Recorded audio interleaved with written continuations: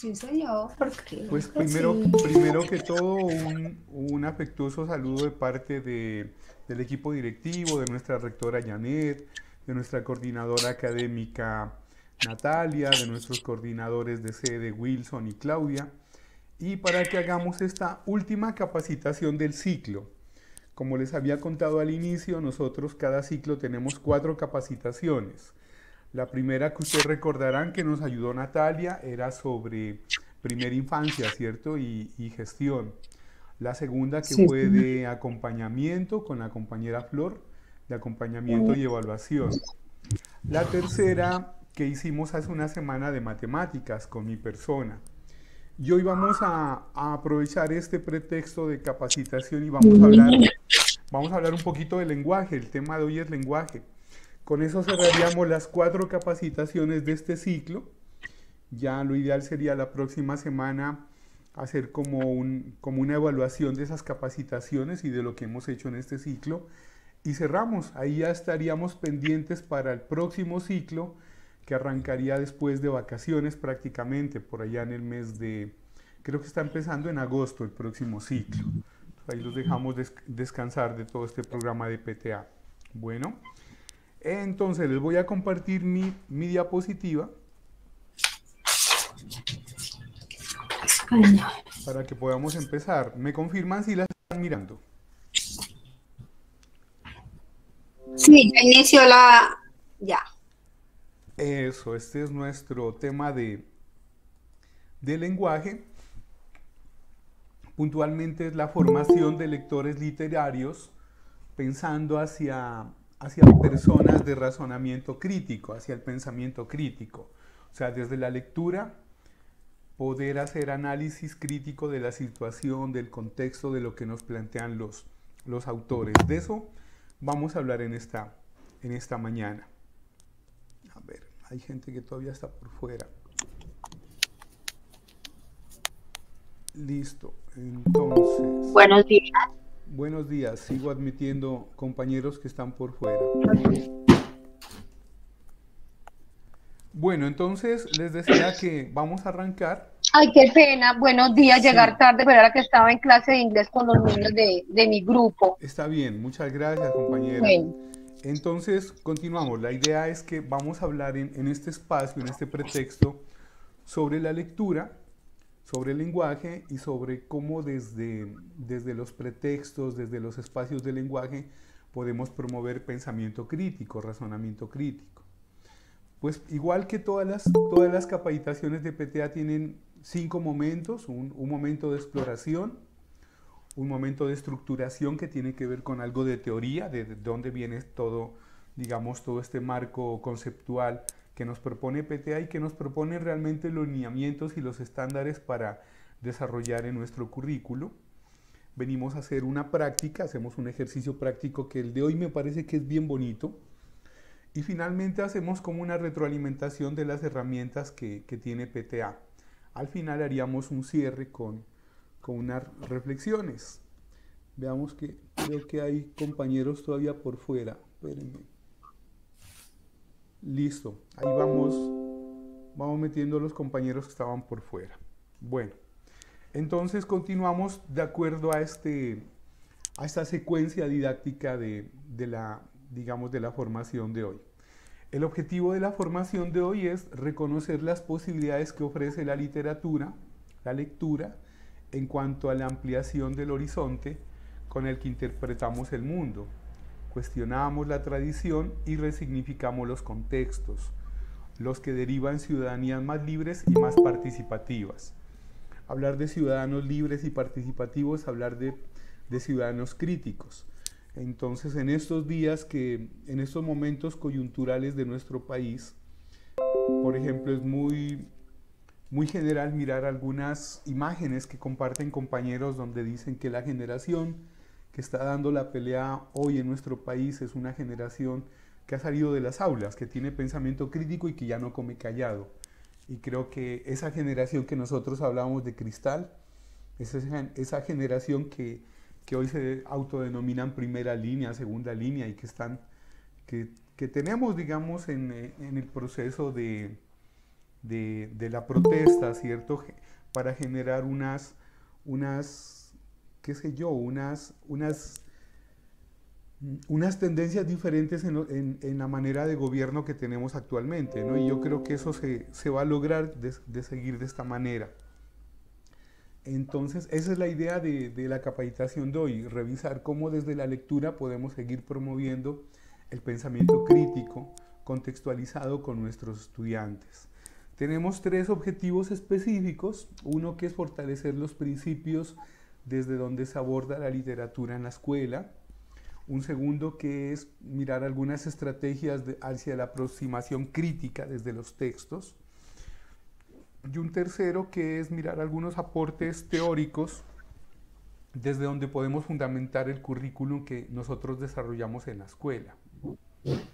Entonces vamos a arrancar con el primer momento, que es el de exploración, y para este momento de exploración creo que hace un mes largo, o creo que unas 6 semanas, no sé si yo dañé este ejercicio cuando les propuse que pensáramos en autores, pero el ejercicio completo lo proponemos hoy. Aquí hay un personaje, pues somos malos dibujantes, hemos traído ahí una caricatura hecha por un compañero de PTA, y la idea es utilizar esta persona con, digamos, con algunos elementos del cuerpo, como son la cabeza, el corazón, los ojos, las piernas, los pies, y pueden haber otros elementos, ¿no? Como el estómago, como las abdominales, como los hombros, pero la invitación es a pensar en títulos de texto, en personajes, en autores que han marcado su vida a través de la literatura, a través de las películas, a través de los poemas, a través de las historietas, a través de obras que han marcado nuestra vida. Entonces, ¿cuál es la idea? Es pensar, por ejemplo, desde lo que viene a su memoria, cuál sería el libro que podría estar en sus ojos, o cuál podría ser el libro, la obra, la película, el poema, la historieta que está en su corazón, o cuál podría ser los textos que están en sus piernas, o cuáles podrían ser sus textos que van en sus pies. Y podríamos coger una hojita y dibujarlo y escribirlos, o simplemente pensarlo. Entonces yo te doy unos minutitos para que reflexiones en esos autores, ¿no? En esos autores, en esos libros, en esas obras. Pueden ser orales, escritos, pueden ser canciones, pueden ser películas, pueden ser poesías, historietas, obras de teatro, en fin, todo lo que tiene que ver con la literatura, ¿no? Y con el lenguaje y con la comunicación. Entonces, quien quiera participar simplemente dice, venga, profe, yo pensé esto, he pensado esto.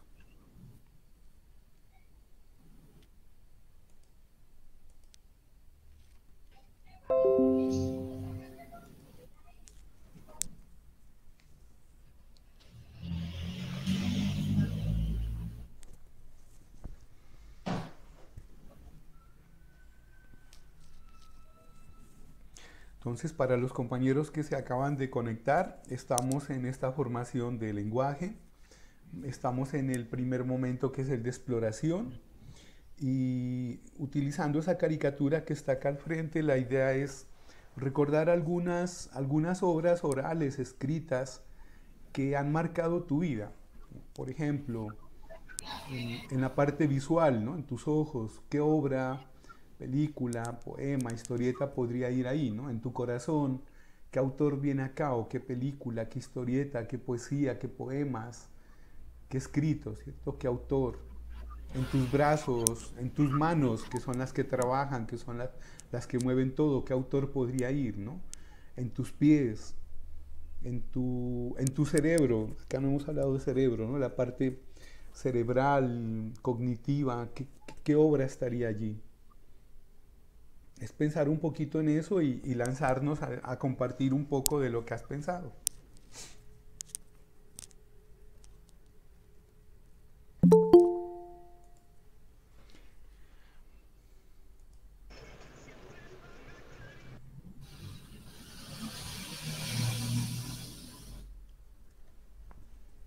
¿Quién nos comparte? A ver, compañeritos.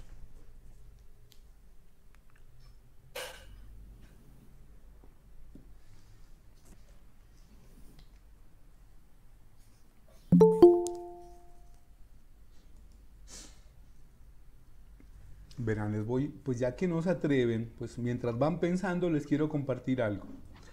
Hoy, 3 de junio, se celebra el Día Mundial de la Bicicleta.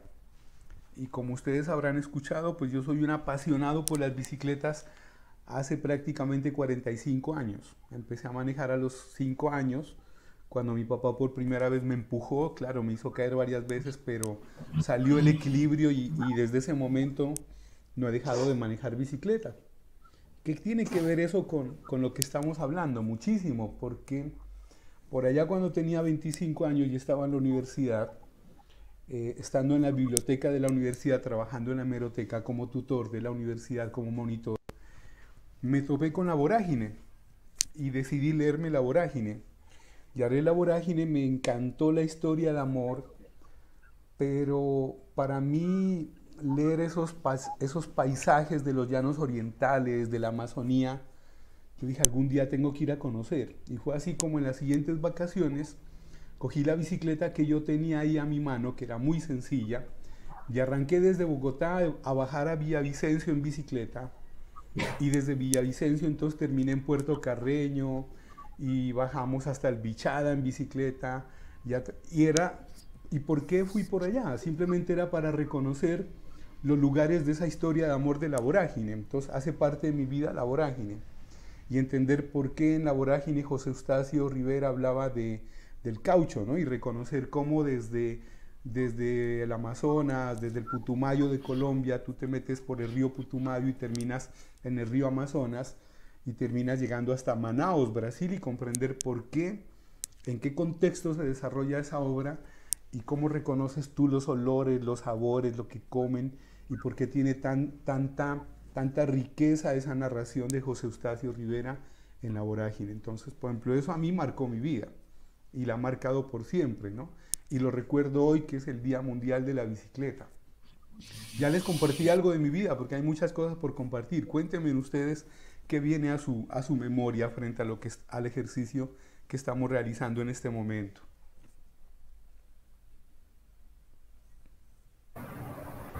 Buenos días, profe. Buenos días, profe. Me ha llamado mucho la atención es cómo escribe Gabriel García Márquez, que precisamente dice usted, para describir es único.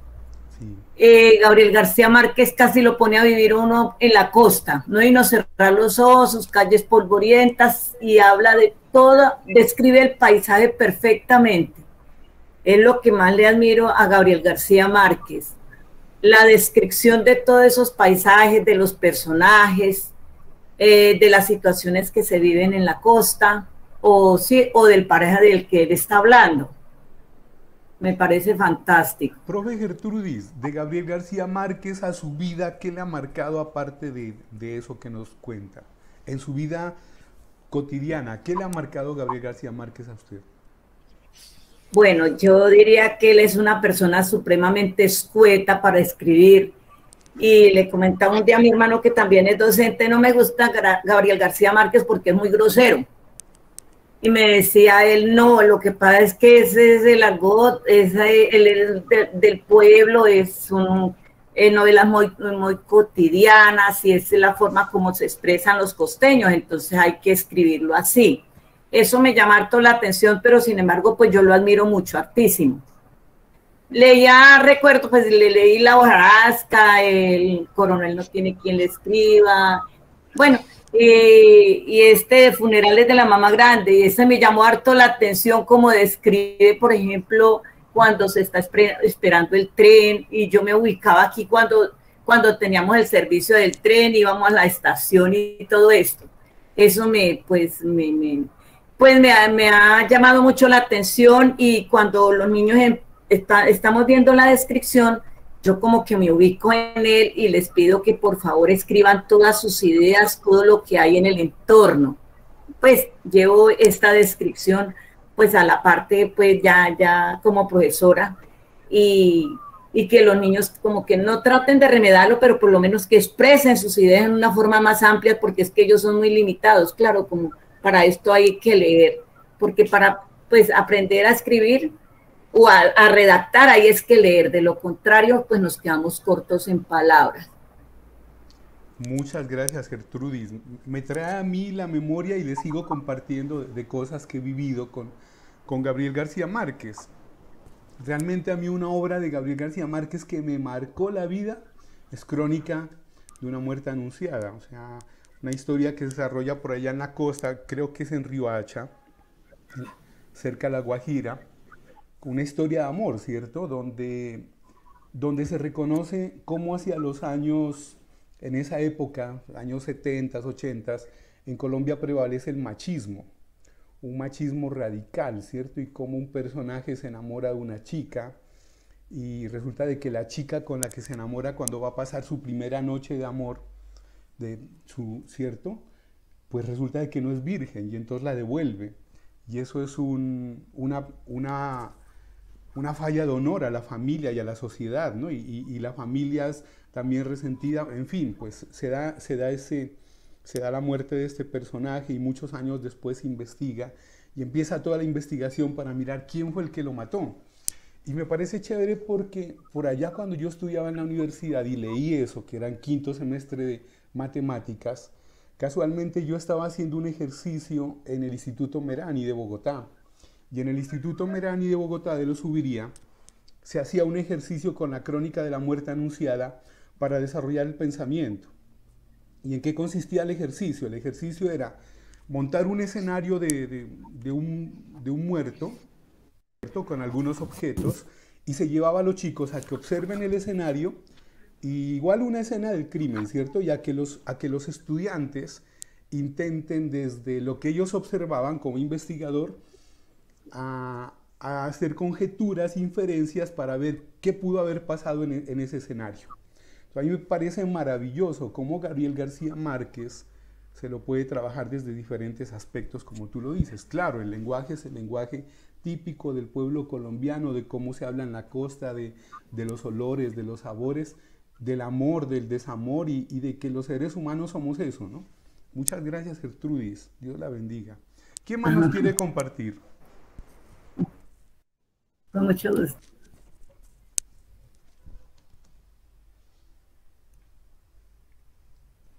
Esas vacunas los han dejado tímidos.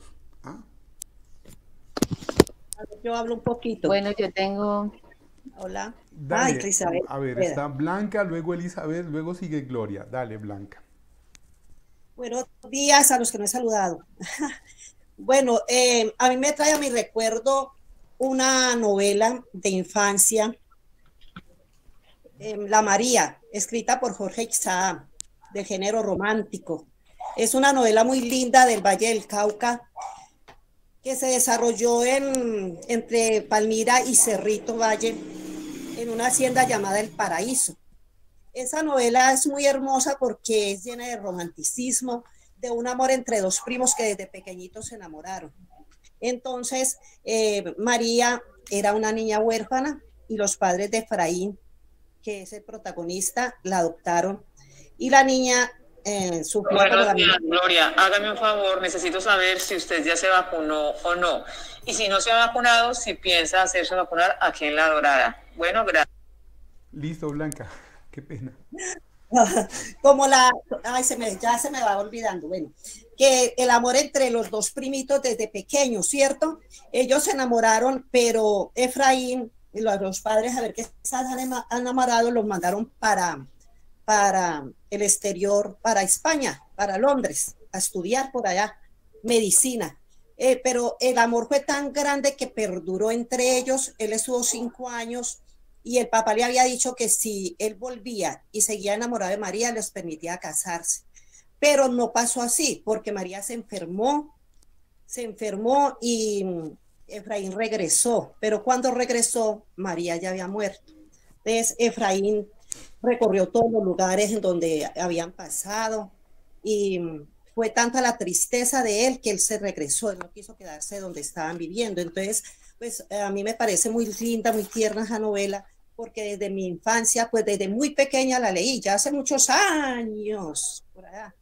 Entonces, por eso me llama la atención. A pesar de eso, pues están otras como La Vorágine, El 100 años de soledad, que me han llamado mucho la atención también. Ese es mi recuerdo. Bueno, Blanca, ¿y has ido al valle? ¿Conoces la finca? ¿Conoces la hacienda? ¿Has estado en el lugar? Claro, yo ¿Qué, soy bayuna. qué has sentido cuando llegas allá y recuerdas la novela y eso? Eso es una emoción, ¿cierto? Porque uno mira allá en la Hacienda del Paraíso todos los lugares que ellos recorrieron, están las habitaciones de cada uno. Entonces es muy lindo, está por allá como una gruta, hay muchas, hay fuentes, hay una fuente también donde ellos permanecían y eso le llena a uno como lo inunda a uno como de una alegría, al mismo tiempo de una tristeza y de una ternura, porque se recuerdan cosas muy lindas de ese episodio. Muchas Y es gracias, muy lindo Blanca. para que vayan, los que quieran ir al paraíso es muy lindo. Vean, patrocinados, invitados por Blanca. Muchas gracias, para allá iremos. Muchas gracias, Blanca. Elizabeth, luego Gloria y Jaime, que está que se habla. Vamos, Elizabeth. Buenos días, ¿cómo Buenos están? días, muy bien. Bueno, me gustó mucho como el dibujito porque hay varios libros que podrían caber y pues los que faltarían por conocer, ¿cierto? Pero de los que más me gustó, que fue de los primeros que leí, que ahora pues ya adulta uno lo ve desde otra mirada, es La Metamorfosis. Fue Kafka. como el acerca de Kafka, Kafka. Franz Y Kafka. sí, Franz Kafka. Un hermoso libro, definitivamente lo puse, fue como en la cabeza, ¿sí? Como el cambio constante que debe surgir ahí mentalmente. El Principito, un libro bellísimo que lo podría leer 1000 veces. Solo se ve con el Qué belleza. corazón. Sí, ahí Amiguito, lo puse en el corazón, ahí como lo esencial, voy a que estar es hablando invisible a por los otro ojos. lado para que yo cierre el micrófono para que no. Sí, Elizabeth, dale. Eh, el Principito, yo creo que de esos dos, los que más me gustan, y ya en cuanto al dibujo, que me gusta practicarlo, El Camino del Artista de Julia Roberts, es un libro como que tiene algunos ejercicios para desarrollar la creatividad, que me ha ayudado mucho la escritura como a diario para fortalecer como esas debilidades que uno tiene o reconocer en qué momentos estamos. El Camino del Artista es un libro que me ha ayudado muchísimo. Y ya así el retrato de Dorian Gray que me gustó mucho, como así Sí, en la etapa de la universidad. sí. Y algunos textos de Shakespeare, de Macbeth, de Hamlet, poesía o mitología griega. Muchas gracias. Excelente, Elizabeth. Bueno, Elizabeth, venga, le hago una pregunta. Cuando usted camina, cuando usted viaja, cuando usted anda en estos días, ¿con qué libro anda? En estos días sí, ando con El Camino del Artista de Julia Roberts. Es el que Excelente. estoy actualmente trabajando. Muchas gracias, Elizabeth. A ti, muchas gracias. Bueno, Gloria, que se hablaba hace un ratito, qué pena, yo la silencié y luego sigue Jaime, que está pidiendo la palabra.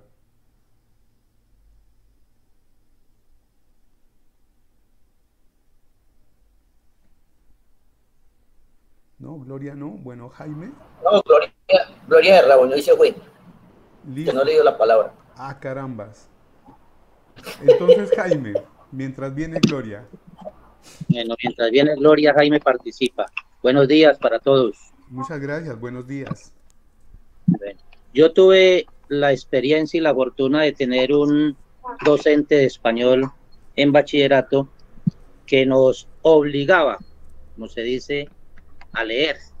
Y tuvimos la oportunidad de practicar muchas lecturas de varios autores y fueron muchos los sufrimientos que uno tenía cuando eso para leer, porque eso era, mejor dicho, duro, pero con eso aprendió uno de que la lectura es importantísima.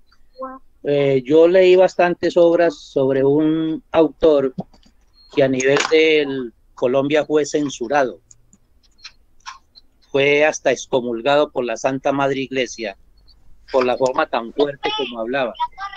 Estoy hablando de José María Vargas Vila. Tenía obras bastante importantes de todo.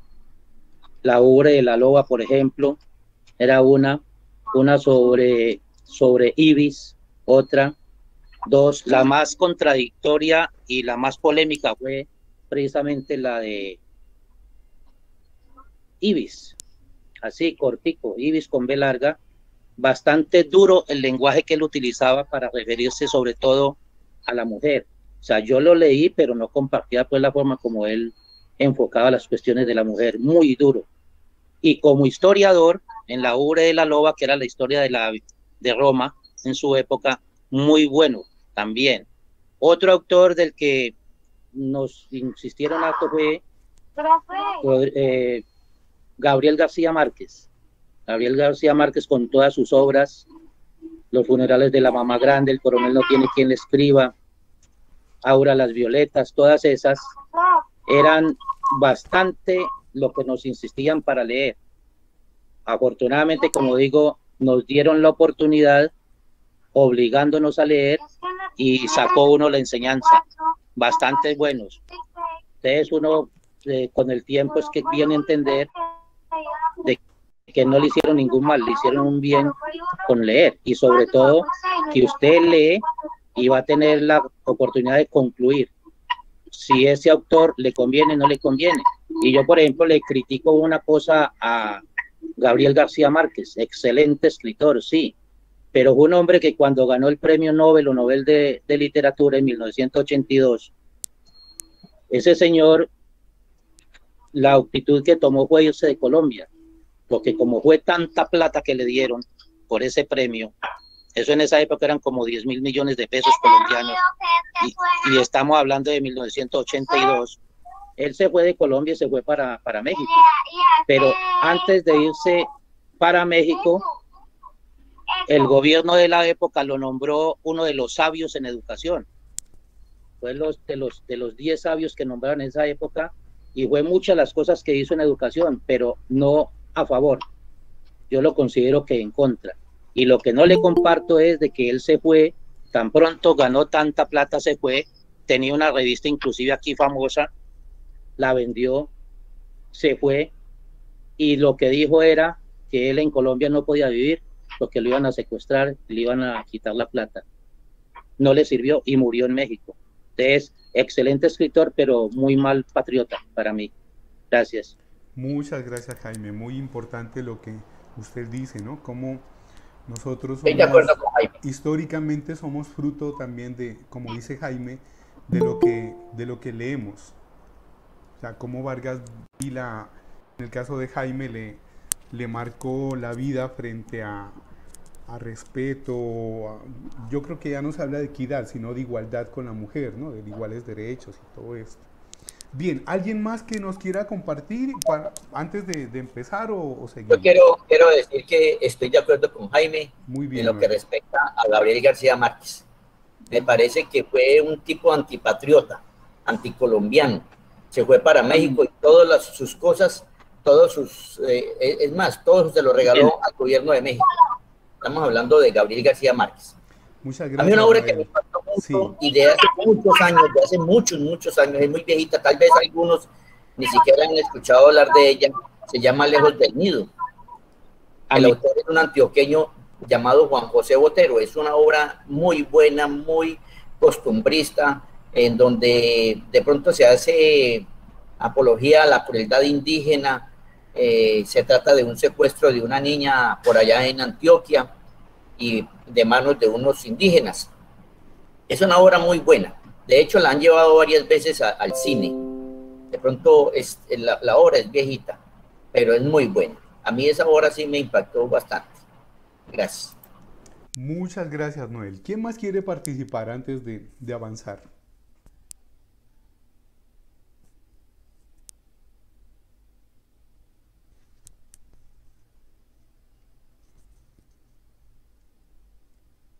Bueno, vamos a avanzar en la presentación. Muchas gracias por compartir los autores, las obras que han marcado, o que les gusta o que les mueve en la parte emocional, en la parte cognitiva, en la parte motivacional y chévere, como nos dice Elizabeth, pues las obras con las que nosotros andamos, ¿no?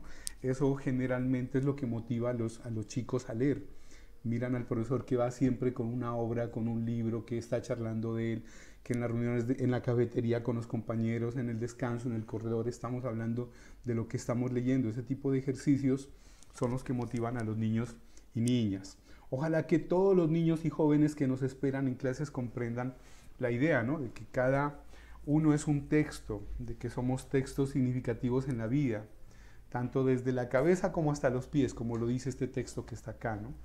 Que hay decenas de textos, de fragmentos, de versos, como lo dice el compañero Noel, o sea, hay algunos con los que no estamos de acuerdo, pero el hecho de que no estemos de acuerdo con uno, con otro autor, no quiere decir que no existan otros que sí nos marcan pauta en la vida, ¿no? En estilo de vida, y está en nosotros generar ese pensamiento crítico, esa capacidad de discernimiento para de cada uno de esos autores, pues tomar lo que importa en la vida, en los proyectos de vida de los niños, ¿no?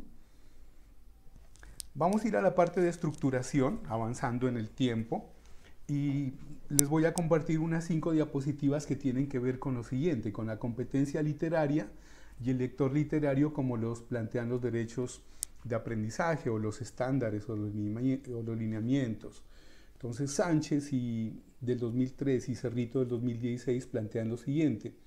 Se dice que una competencia literaria es un conjunto de conocimientos que se activan ante los estímulos textuales, de modo que intervienen en la actividad cognitiva de identificar componentes, reconocer valores y funciones del texto literario. Entre los componentes de la forma literaria se destacan los saberes lingüísticos, los conocimientos del lenguaje literario, los saberes intertextuales. Por ejemplo, Elizabeth me recordaba este cuento del saber intertextual, ¿no? Kafka en Metamorfosis tiene este cuento del intertextual cuando la cucaracha piensa en el que está escribiendo, pero el que está escribiendo también es una cucaracha, ¿cierto? Entonces eso es intertextual, como desde el mismo texto, el mismo personaje habla de un personaje ficticio, ¿no? Y los diferentes autores, los diferentes géneros, los lugares, por ejemplo, a los chicos les gustan mucho las tiras cómicas, los dibujitos animados, las historias, los cuentos, los poemas. En cierta época de la vida, uno cuando está enamorado, los poemas marcan, ¿no? En mi caso, Will Whitman me marcó con los poemas de amor, ¿no? O Benedetti, con los cuales uno por allá a los años 20 enamoraba a todas las chicas. Frente al lector literario, formar lectores literarios implica establecer bases para interpretar, analizar lectores con capacidad, también de valorar y enjuiciar una obra literaria, en lo cual es imprescindible que nosotros los profesores intervengamos, preparando, estimulando material y obras para que los estudiantes estén atraídos por la lectura. Eso creo que es lo que hemos venido haciendo desde PTA. Yo les ofrecía disculpas porque uno a veces es avasallador frente a todos los recursos que comparte, pero la idea es esa. Pero también la invitación también es que si usted tiene algún tema específico, pues nos diga qué necesitan y nosotros con gusto pues colaboramos en ayudar a orientar como qué obras se podrían utilizar en cada nivel, como lo vamos a ver más adelante. Desde el programa Todos Aprender y desde el Ministerio, pues se habla de que las prácticas de la lectura son un plan nacional. Ese plan nacional viene desde años atrás, leer es un derecho, y la lectura como un eje transversal en todas las áreas del conocimiento. Pero por otra parte, también hay un dilema, ¿no? El dilema es frente a la actividad intelectual, que es lo que siempre marca en nuestro país y en todas partes, como se considera la lectura, pero la lectura como diversión, y yo creo que ese es el gran reto que tenemos los maestros en primaria y en el colegio, que es cómo plantear y promover la lectura como diversión. Desde los estándares básicos de competencias, se busca que una pedagogía desde la literatura centrada básicamente en la lúdica, en la crítica, en la creatividad, en la búsqueda de obras literarias donde el texto sea un disfrute, donde el texto lleve a inferencias, a predicciones, a relaciones, a relacionar con el contexto donde están ubicados los niños. Desde los lineamientos curriculares se dice que la competencia literaria entendida como la capacidad de poner en juego los procesos de lectura, escritura, un saber literario surgido desde las experiencias de la lectura misma. El diálogo entre los textos, entre los autores, por cuanto entre más textos se lean y se compartan temáticas con autores, mucho mejor.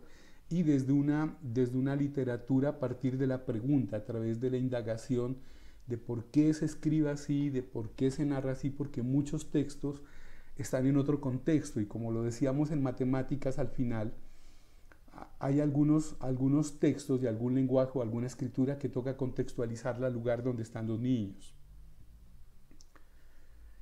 Desde las concepciones de la enseñanza de la literatura, por ejemplo, estos autores, Martínez y Murillo, hablan de la didáctica de la literatura desde la estética, desde la lúdica, cómo desde un texto yo puedo llevar a los niños a una canción, cómo desde un texto yo los puedo llevar a una pintura, cómo yo desde un texto los puedo llevar a una obra, a una dramatización.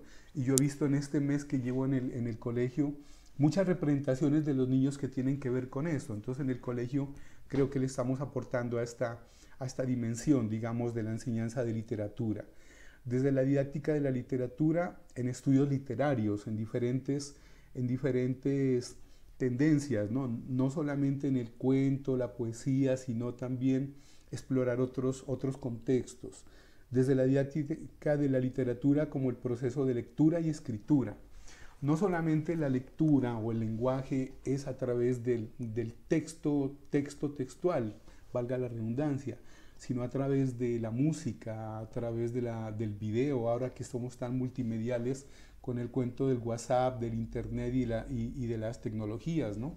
Utilizar esas herramientas que son muy válidas.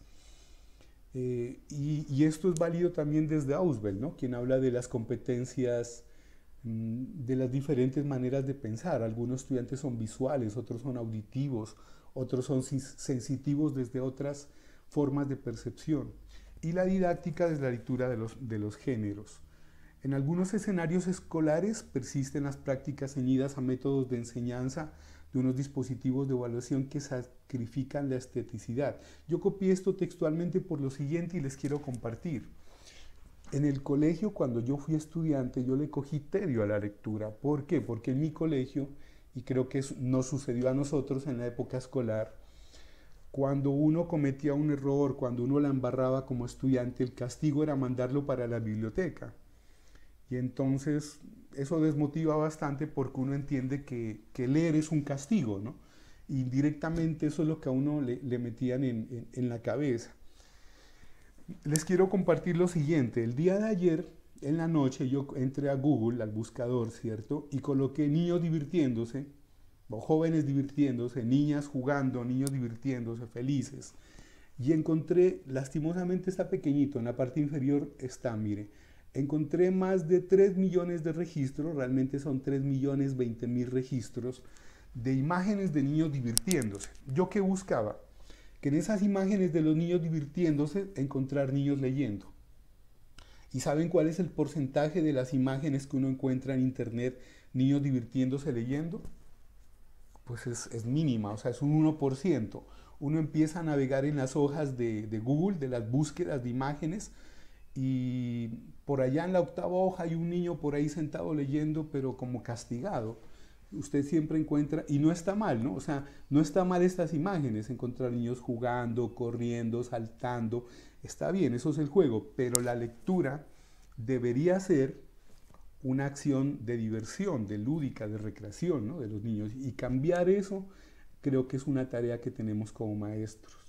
Eso es lo que les quería compartir acá, ¿no? O sea, que cómo lograr que leer un libro les puede cambiar, leer un libro, leer un autor, leer un cuento, enamorarlos de la lectura les puede cambiar toda la vida a nuestros niños, como lo decía el compañero hace un momento.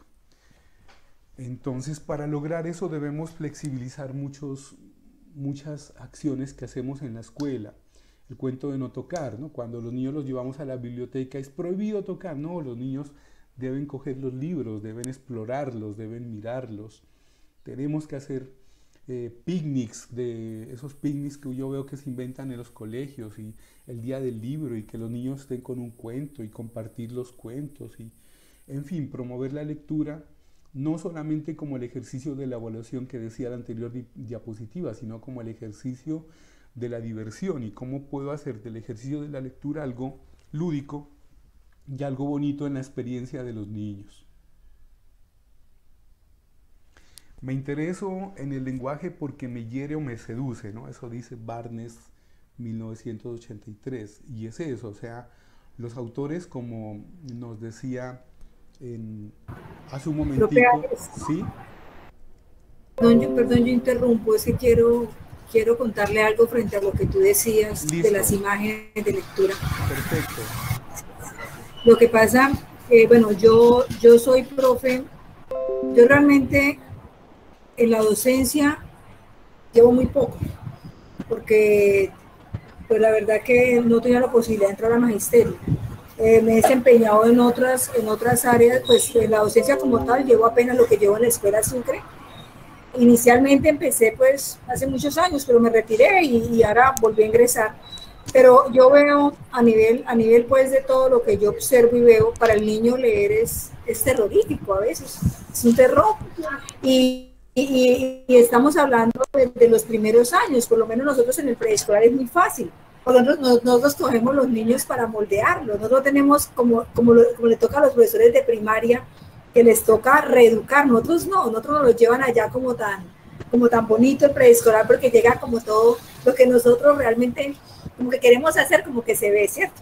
Entonces, si yo le quiero enseñar el amor a la lectura al niño, es fácil para mí es muy sencillo, porque yo le digo algo chévere, bueno, y a él le gusta, pero cuando él entra a la primaria, y no estoy hablando por los profesores, no, fuera de eso, no estoy hablando por eso, es por yo digo que es como lineamiento, los planteamientos, los indicadores que arrancan. En primero, yo siempre creo que un año viene siendo como poco tiempo para que el niño adquiera el proceso lector, ¿no?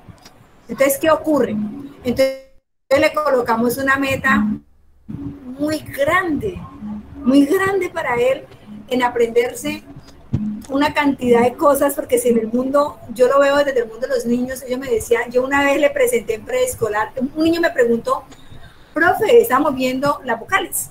Le dijo, profe, hay muchas letras, le dije, hay muchísimas. Entonces le saqué el abecedario y lo coloqué así, lo proyecté porque me preguntó, le dije, mire, toda la cantidad de letras que tenemos.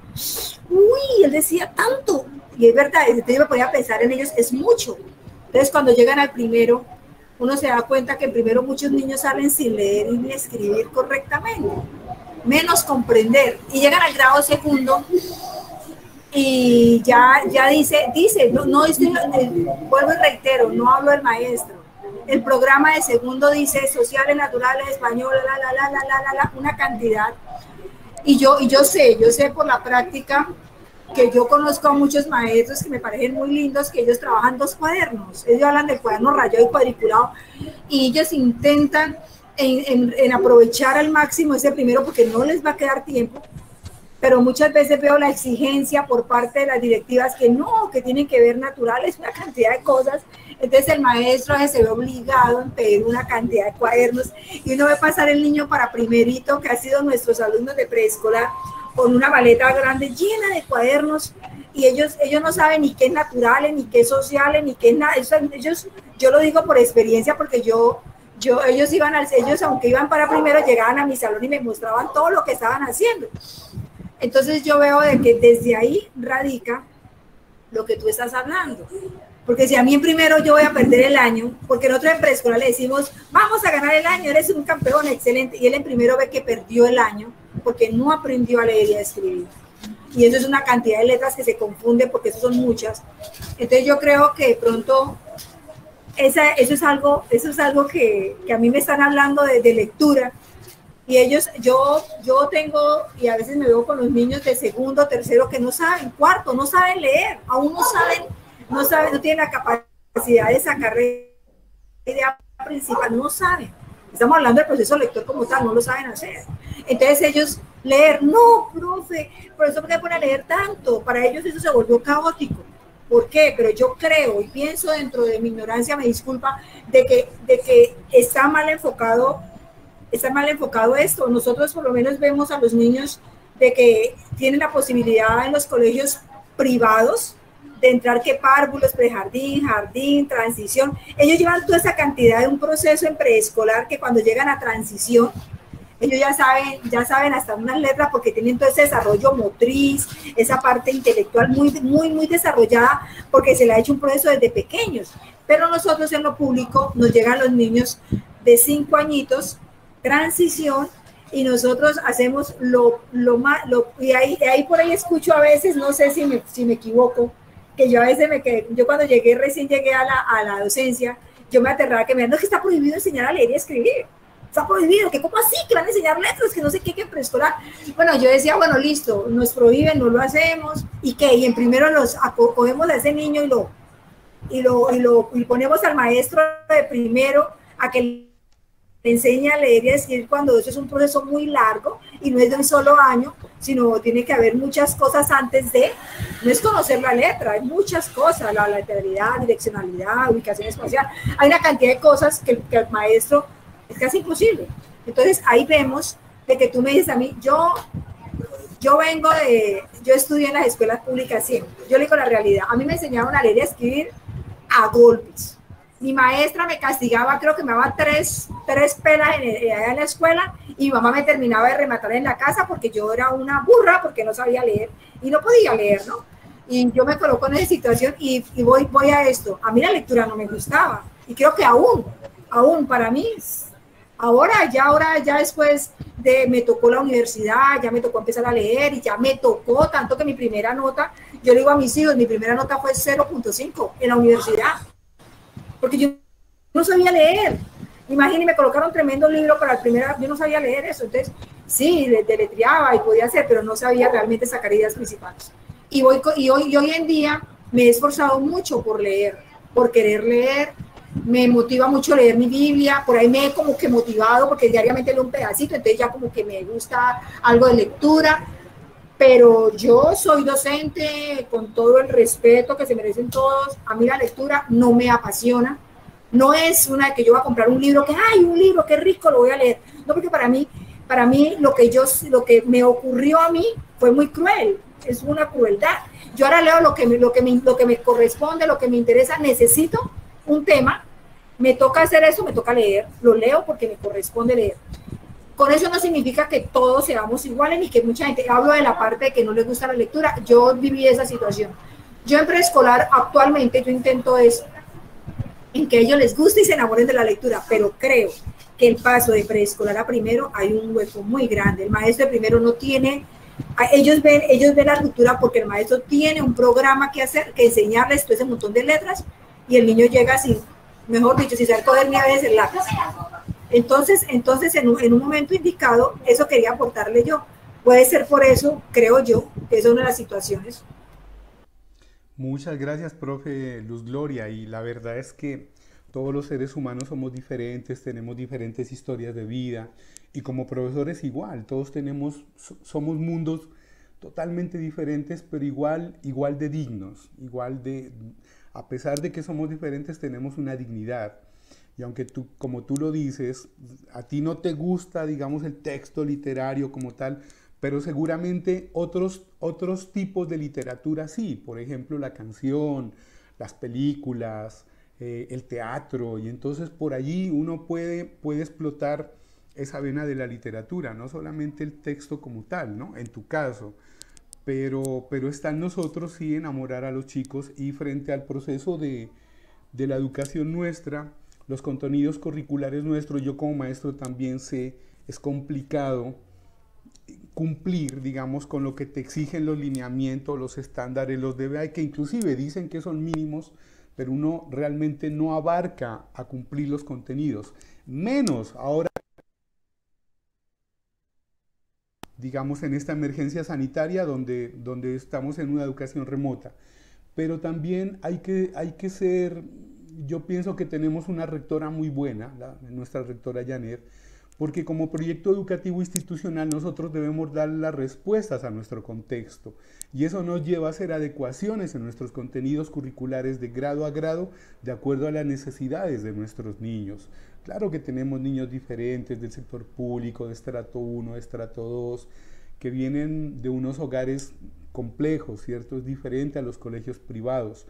Algunos de nosotros que hemos trabajado en colegios privados entendemos que son dinámicas totalmente diferentes, pero eso también nos debe llevar a nosotros, desde la autonomía que nos brinda la Ley 115, hacer adecuaciones en nuestro proyecto educativo, hacer adecuaciones en nuestras mallas. Y cuando nos reunimos con los coordinadores en mirar las planeaciones, decir, venga, si hay que reducir, definitivamente hay que hacerlo. Y esa es una de las orientaciones que nos dice el ministerio. O sea, como institución educativa, nosotros con el equipo directivo decidimos hasta dónde va nuestro proyecto educativo. Y desde cada nivel, desde los contextos que tenemos, porque todos los contextos son diferentes, miramos cómo trabajar y cómo integrar y definitivamente priorizar en lo más importante para lograr que esos chicos, no necesariamente que pierdan, porque el cuento no es que pierda, porque perder un año es muy complicado. El perder un año implica que ese año no se hizo nada. Y realmente ese año puede ser que el pelado no cumplió con las evaluaciones de matemáticas, ¿cierto?, de español, pero seguramente en otros procesos metacognitivos sí. Entonces eso hay que valorarlo. Muchas gracias, Gloria, por tu participación. Voy a seguir avanzando, que esa es la idea, que generemos un diálogo a partir de lo que estamos compartiendo acá.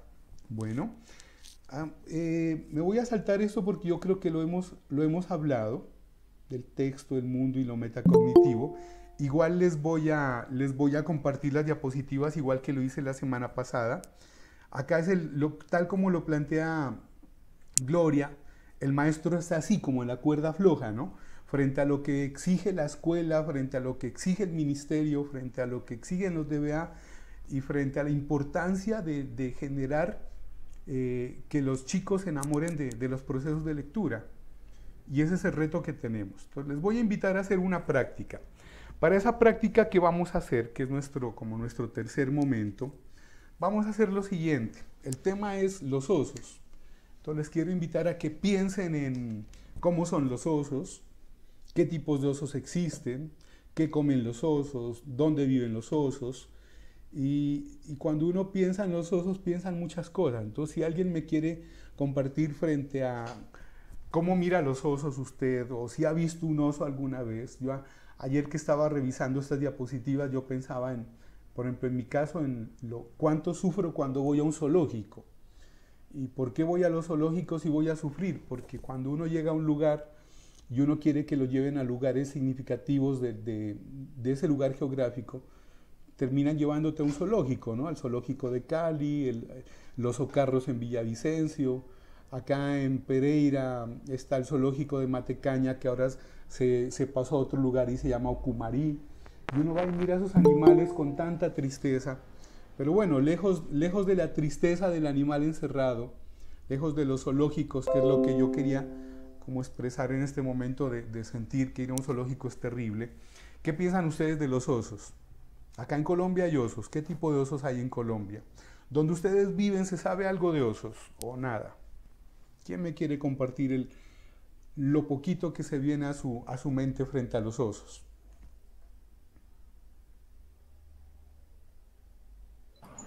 Hola, muy buenos días para todos. Hola Diana, cuéntanos. Pues, ¿cómo son los osos? Sé que son animales muy protectores con sus crías. Son muy buenas mamás, las mamás osas. Algunos viven pues trepan árboles. La mayoría comen, pues sé que el grizzly come pescado. Sí. Que el oso panda come bambú. Sí.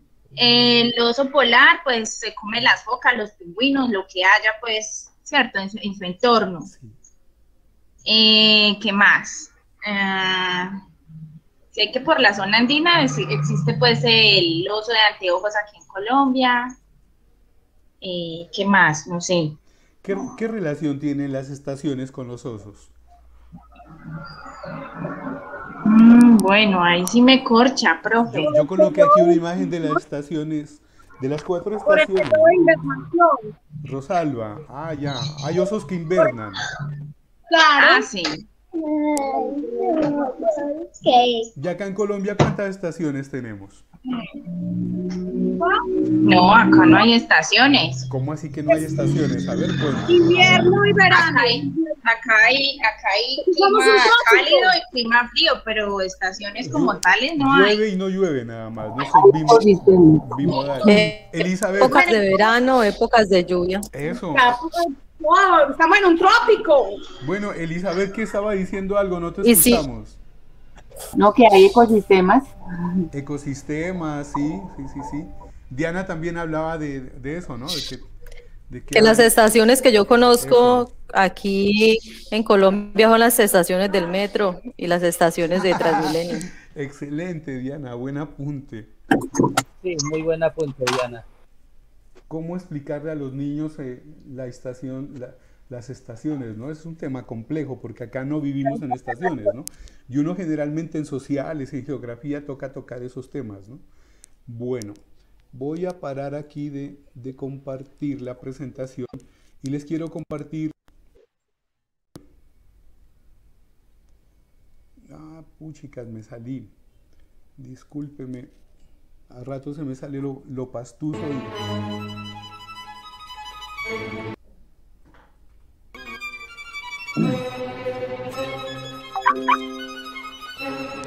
¿Sí están escuchando la canción? Sí, señor.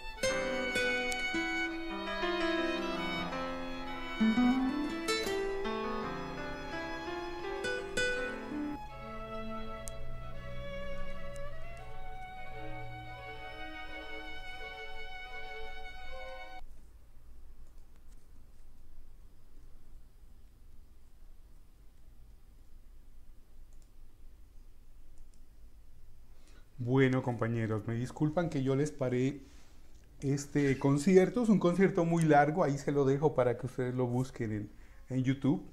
Quiero escucharlos, ¿qué sienten? ¿Qué les parece? ¿Quién es el de esta obra maravillosa? ¿Cómo se llama esa obra? ¿Qué saben de esa obra? Las 4 estaciones de Vivaldi. Sí, ¿quién era Vivaldi? ¿Saben algo de Vivaldi? Vivaldi era famoso por sus vals, ¿cierto que sí? Los valses de Vivaldi, ¿cierto? Sí. Bueno, y cuando escuchan a Vivaldi, por ejemplo, ese inicio de lo que es primavera, ¿qué les parece? ¿Qué sienten?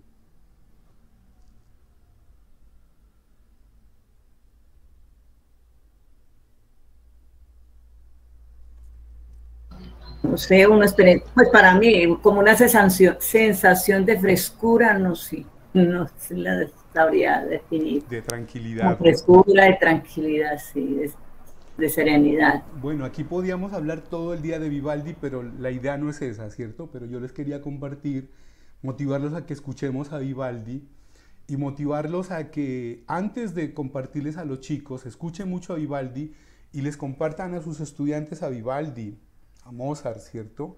El efecto Mozart, eso ayuda muchísimo en procesos metacognitivos y en el desarrollo mental, ¿no? Lo interesante de Vivaldi es cómo escribe sus obras. Sus obras son escritas con una métrica matemática especial, geométrica se podría decir, y armónica. Y son obras como esta, por ejemplo, de las 4 estaciones, muy relacionadas con los sentidos y con la naturaleza.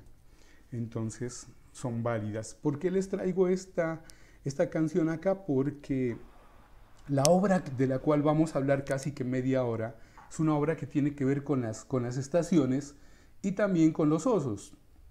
Entonces también les quiero proponer otra canción ya más moderna de un autor argentino que se llama Fito Páez, donde él nos dice lo siguiente. ¿Dónde está? Se me perdió.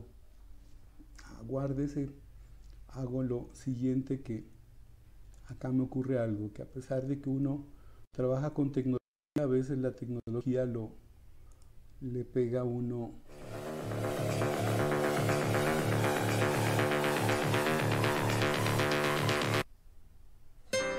Esperen un ratito, ya ajusté acá. Mientras Alex consigue Listo. El tema, yo creo que nos hicieron falta 2 especies de osos por nombrar. Ah, listo, cuéntenos.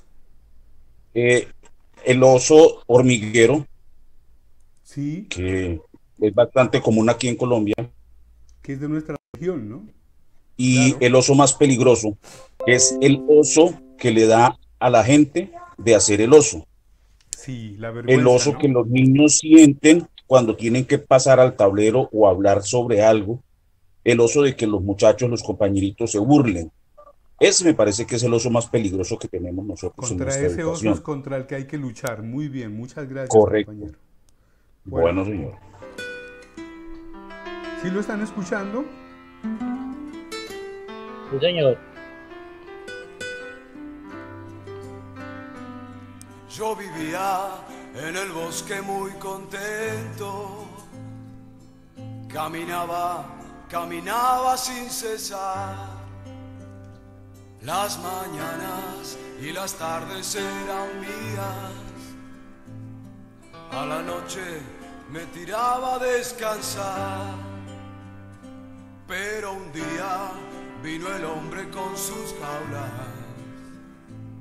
me encerró y me llevó a la ciudad. En el circo me enseñaron las piruetas y yo así perdí mi amada libertad. Confórmate, me decía un tigre viejo, nunca el techo y la comida han de faltar. Solo exigen que hagamos las piruetas y a los chicos podamos alegrar. Han pasado 4 años de esta vida, con el circo recorrí el mundo así, pero nunca pude olvidarme del todo de mis bosques, de mis tardes y de mí.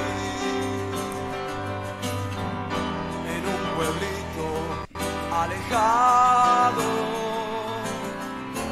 alguien nos cerró el candado. Era una noche sin luna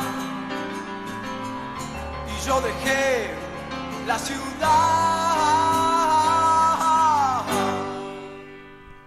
Ahora piso yo el suelo de mi bosque, otra vez el verde de la libertad. Estoy viejo, pero las las tardes son mías, vuelvo al bosque, estoy contento de ver la, la, la, la, la.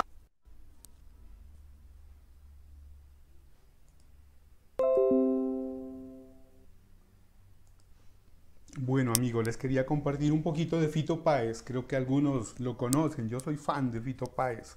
Fito Páez escribe esta obra, porque es escrito por él y lo canta, basado en una obra de 1930, que es la que les quiero compartir a continuación. Entonces, vamos a ver cómo nos va acá. Compartir. Les voy a compartir una historia muy bonita. Esta historia es para niños de quinto de primaria. ¿Me confirman si están mirando la imagen, la historia? ¿Sí? Sí, sí. Dice, el oso que no lo era. Quiero que miren muy bien este autor. Yo me imagino que algunos de ustedes lo conocen, y si no lo conocen, pues lo vamos a conocer hoy. Todo lo que hemos visto hoy de las 4 estaciones, de los osos, de lo que nos cantó Fito Páez, está en esta historia. Frank Taslin. ¿Quién era Frank Taslin? Este señor nació por allá en 1900 y a la edad de 30 años se convirtió en el primer animador que tuvo Walt Disney. Entonces las animaciones, yo no sé si ustedes recuerdan, por ejemplo, el oso, la mermelada, el oso Yogi. Esas animaciones primeras de los años de 1930 las hizo él, Frank Taslin. Y él era fanático, un fan de los osos. Todas las caricaturas de Walt Disney de osos son basadas en lo que él escribió. Esta es su primera obra. De esta primera obra hay películas inclusive. Este libro es una propuesta para trabajarla con quinto de primaria, con todo el análisis de las estaciones, con el análisis de los sentimientos, de los encierros, de lo que es un oso, de los hábitats, de dónde viven, de como nos decía el compañero ahorita, que hay un montón de osos y que todos tenemos osos y que lo más duro es luchar con ese oso para vencernos, ser autónomos y auténticos y no tener miedo a nada, ¿cierto? Entonces yo quiero que alguien me colabore con la lectura de esta obra. Vamos a mirar unas 15 hojitas que tienen una figura, son figuras hechas por Frank Taslin a mano, y ahí está el escrito de la obra de él. ¿Sí me van siguiendo? Entonces, voluntariamente, quien me quiera colaborar, simplemente hace lectura. Esta es la obra, ahí está. Yo se la compartí a ustedes en los libros, que no sé si el texto está muy chiquito. Pues el texto está chiquito porque quiero que miren la imagen, ¿no? Es el dibujo de este autor. Pero puedo aumentarles el texto para que alguien me ayude con la lectura. ¿Quién quiera? Bueno, yo empiezo. Dale. Profe, si quiere, yo le puedo ayudar. Érase una vez, para ser precisos, un martes, un oso que estaba parado en el lindero de un gran bosque mirando hacia el cielo. Allá, muy alto, vio una bandada de gansos salvajes que volaban hacia el sur. Eso, muy bien. Vamos observando las imágenes y el texto. Se volvió y miró desde abajo los árboles. Todas sus hojas se habían vuelto amarillas y marrones y caían. Sí, caían. Y caían de las ramas una a una.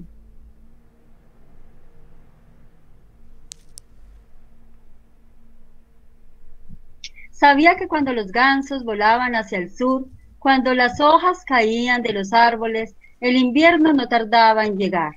Pronto la nieve cubriría el bosque y ya era hora de buscar una cueva en la cual invernar. Y eso fue precisamente lo que hizo. Poco tiempo después, para ser más precisos, un miércoles, llegaron unos hombres, muchos hombres que traían planos, mapas e instrumentos de medición. Trazaron, proyectaron, midieron de un lado a otro. A continuación llegaron más hombres, muchos hombres con excavadoras, sierras y tractores. Excavaron, cerraron, apisonaron y lo arrastraron todo de un lugar a otro. y trabajaron hasta construir una gran, inmensa, colosal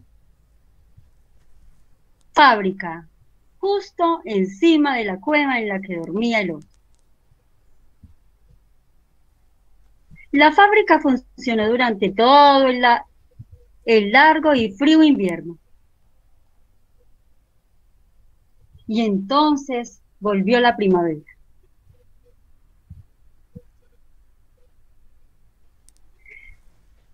Allá muy hondo debajo de uno de los edificios de la fábrica, el oso se despertó, parpadeó y bostezó.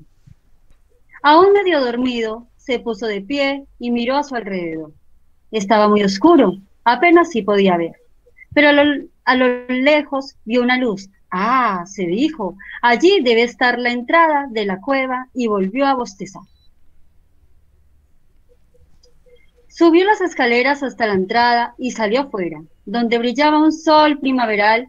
Tenía los ojos medio abiertos y seguía con sueño. Pero poco tiempo iba a estar con los ojos a medio abrir. De repente, ¡pah!, se le abrieron de par en par.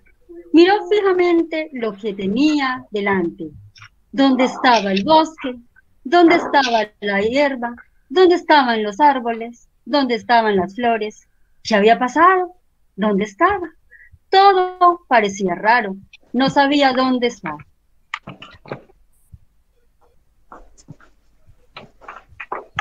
Pero nosotros sí, ¿no es verdad? Sabemos que está justo en medio de una fábrica que está trabajando a tope. Seguro que estoy soñando, se dijo. Claro que sí, eso es, estoy soñando. Y volvió a cerrar los ojos y se pellizcó. Muy despacito los abrió otra vez y miró a su alrededor, pero ahí seguían los inmensos edificios.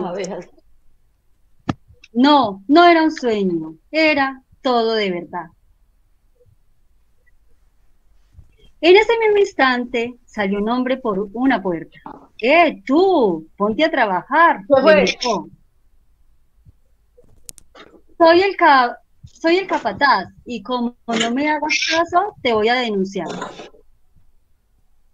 Yo no trabajo aquí, dijo el oso. Yo soy un oso. El capataz soltó una carcajada. ¡Ja, ja, ja, ja, ja, ja! Eso sí que es una buena excusa para no trabajar. ¿Decir que es un oso? Pero es que soy un oso, dijo el oso. Bueno. Tengo que revisarte todo. ¿Y dónde la profesora mandó la nota de la reunión? El capataz dejó de reírse, muy enfadado. No intentes engañarme, le dijo. Tú no eres un oso, tú eres un hombre, tonto, sin afeitar y con un abrigo de pieles. Te voy a llevar al despacho del gerente. Se equivoca usted, dijo el oso. Yo soy un oso. ¿Sigo o alguien más va a leer? ¿Alguien va a leer? ¿Quién nos colabora? ¿Otro compañero o compañera?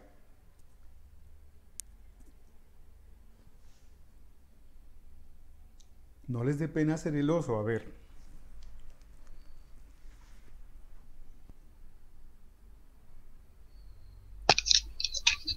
Le leo, Alexander. Sí, sigue.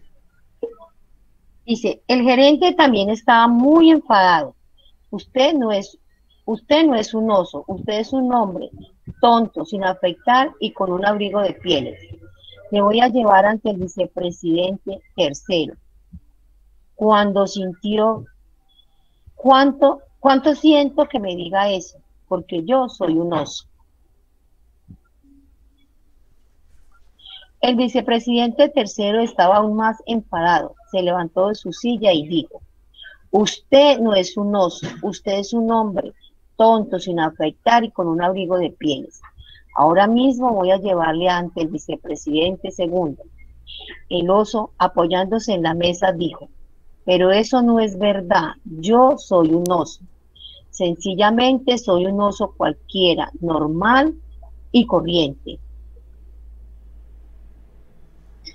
El vicepresidente segundo estaba más enfadado, estaba furioso.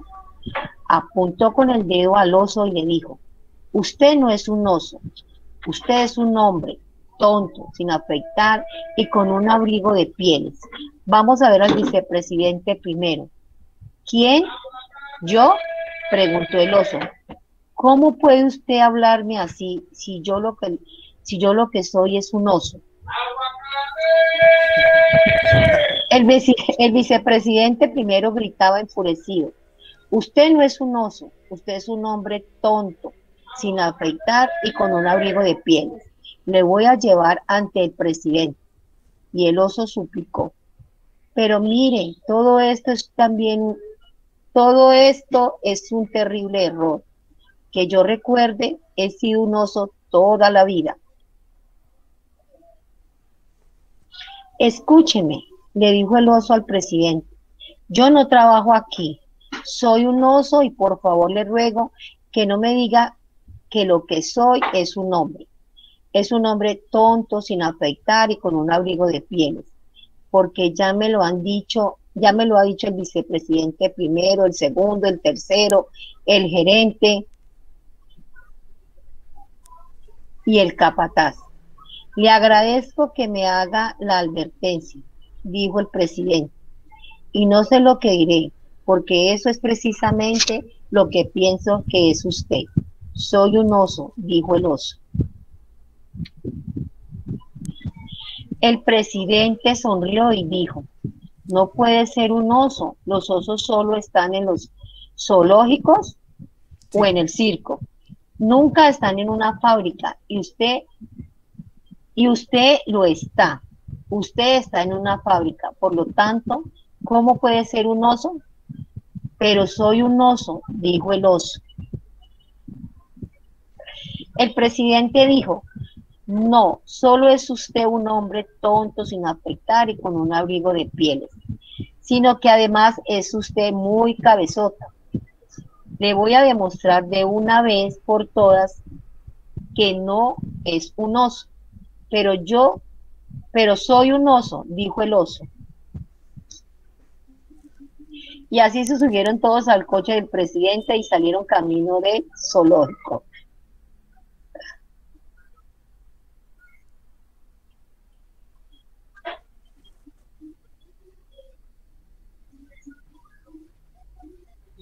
No hay más.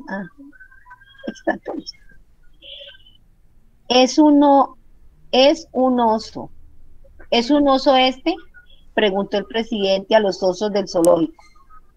Los osos del zoológico contestaron, no, no lo es, porque si fuese un oso no estaría fuera de la jaula con usted, sino dentro con nosotros. Pero soy un oso, dijo el oso. Yo sé lo que es usted, dijo un osito del zoológico. Usted es un hombre tonto, sin afeitar y con un abrigo de pieles. Y todos los osos del zoológico se echaron a reír.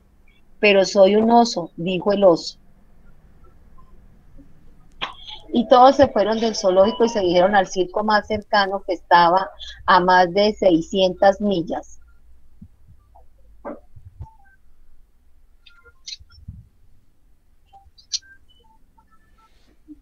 ¿Es un oso este? Preguntó el presidente a los osos del circo. ¿Qué va a ser un oso? Contestaron los osos del circo. Si fuese un oso no estaría sentado en la tribuna con ustedes, sino que llevaría como nosotros un sombrerito con una cinta a rayas, un globo en la mano e iría montado en una bicicleta. Pero yo soy un oso, dijo el oso, y todos los osos del zoológico se echaron a reír.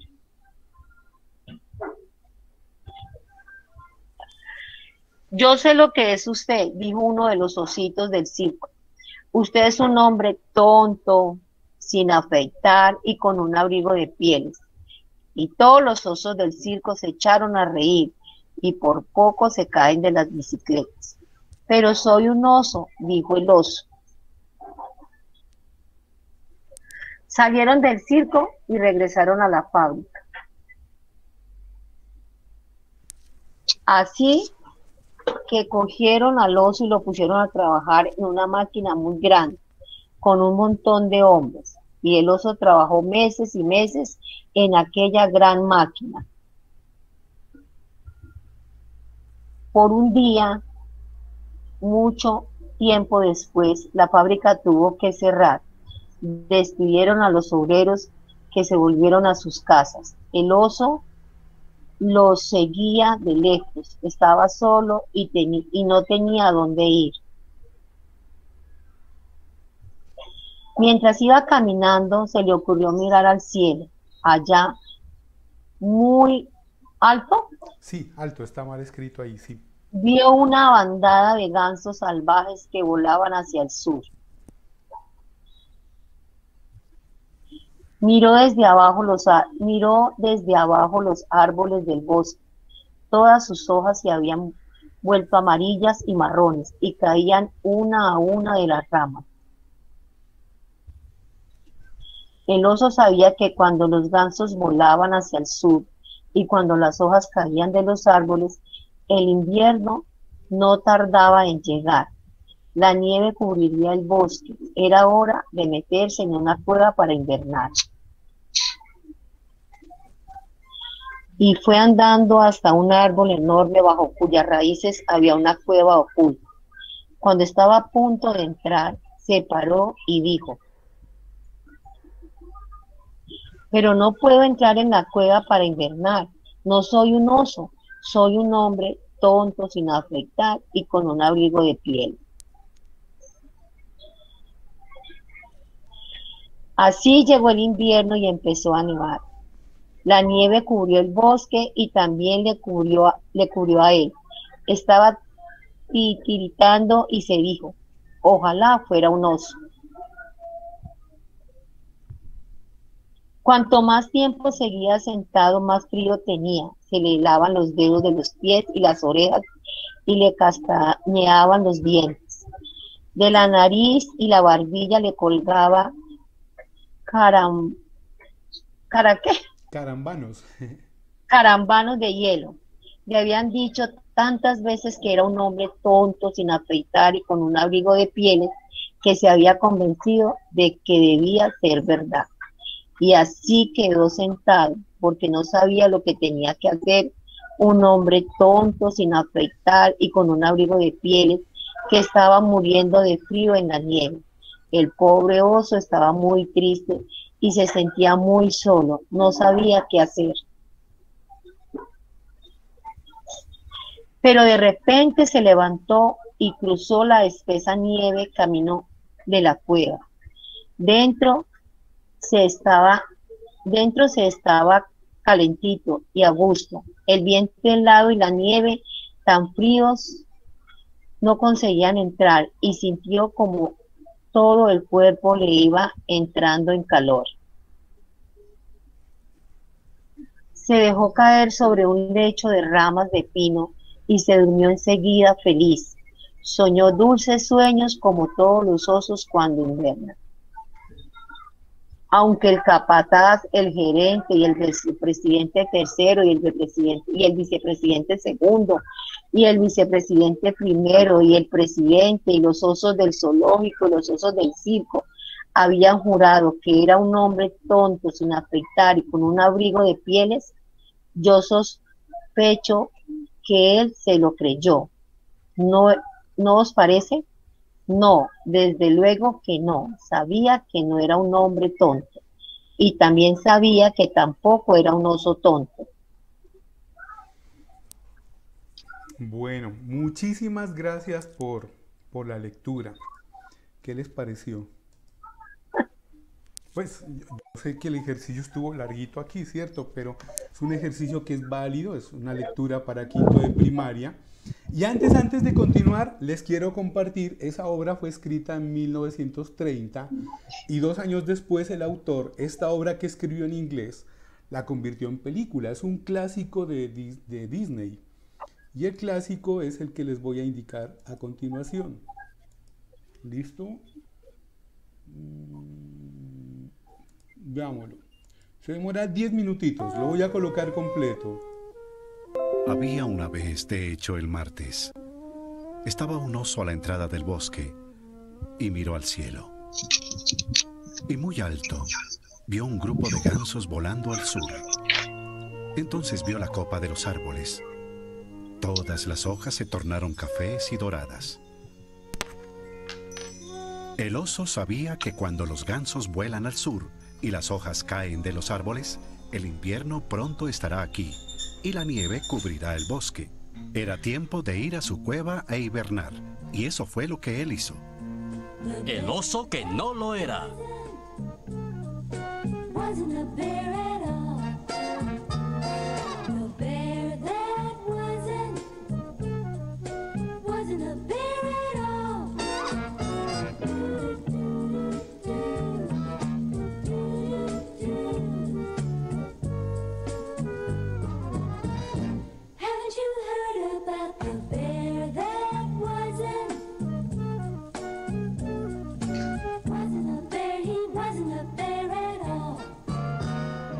No mucho después, de hecho, el miércoles.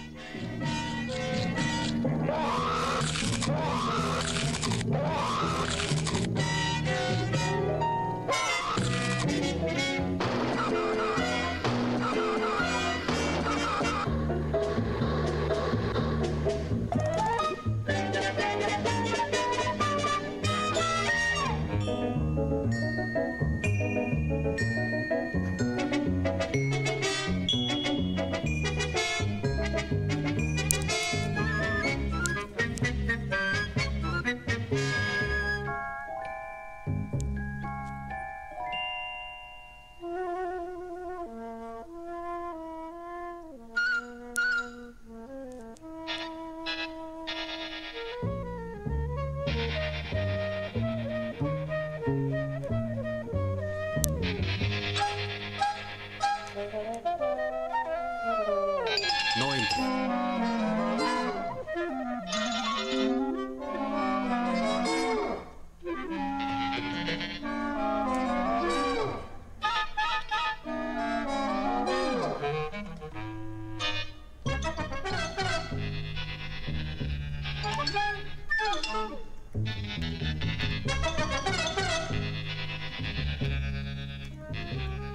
¡Hey usted! ¡Se terminó el descanso! ¡A trabajar!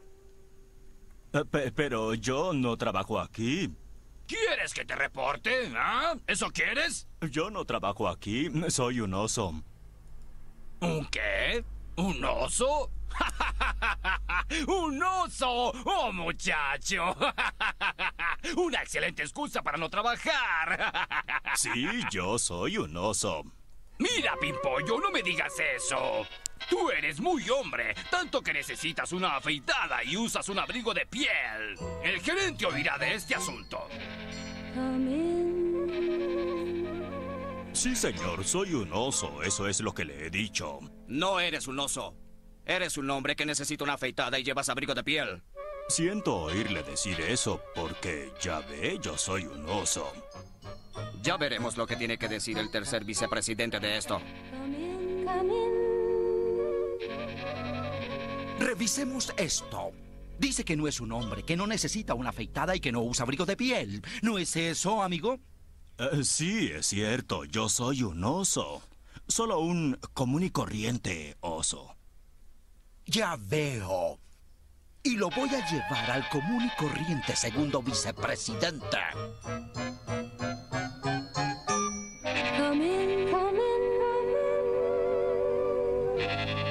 Usted no es un oso. Usted es un hombre que necesita una afeitada y además usa un abrigo de piel. Debo estar soñando. Yo... Señor, ¿cómo puede decir esto cuando soy un oso? No solo lo puedo decir, sino que también se lo puedo decir al primer vicepresidente.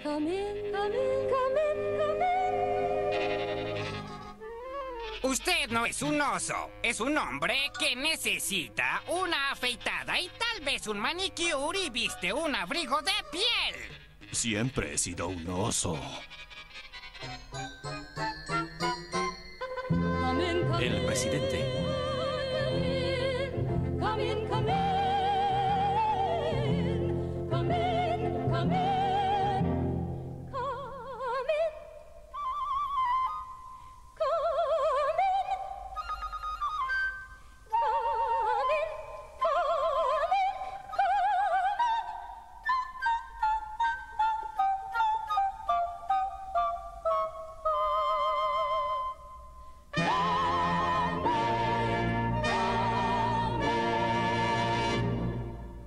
Por favor, señor, no trabajo aquí. Soy un oso. Y por favor no me diga que soy un hombre que necesita una afeitada y utiliza un abrigo de piel, porque el primer vicepresidente, el segundo vicepresidente, el tercer vicepresidente y el gerente y el capataz me lo han dicho antes. Gracias por decirme, pero eso es lo que creo que eres. Soy un oso. No puedes ser un oso. Los osos están únicamente en los zoológicos y en los circos. Nunca están dentro de una fábrica como tú. ¿Cómo puedes ser un oso?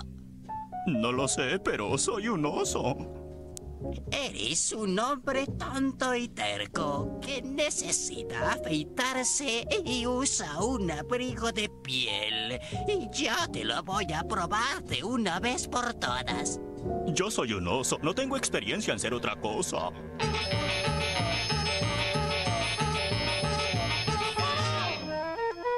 Zoológico. Oso. ¿Él es un oso? Claro que no es un oso. Si fuera un oso, no estaría afuera, ¿o sí? Digo, estaría aquí adentro con nosotros. Sé lo que es un hombre que necesita una afeitada y usa un abrigo de piel.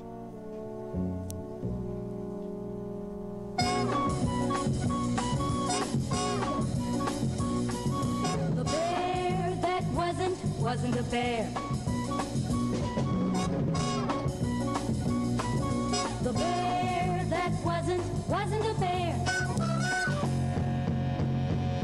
He's a silly man who needs a shave and wears a fur coat. The bear that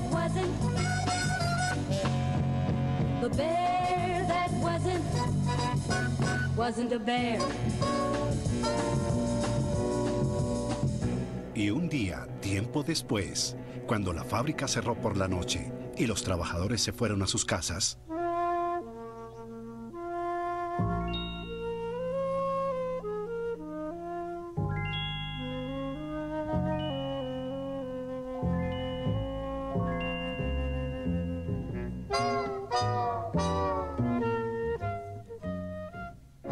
Pero no puedo ir a una cueva e hibernar, porque no soy un oso.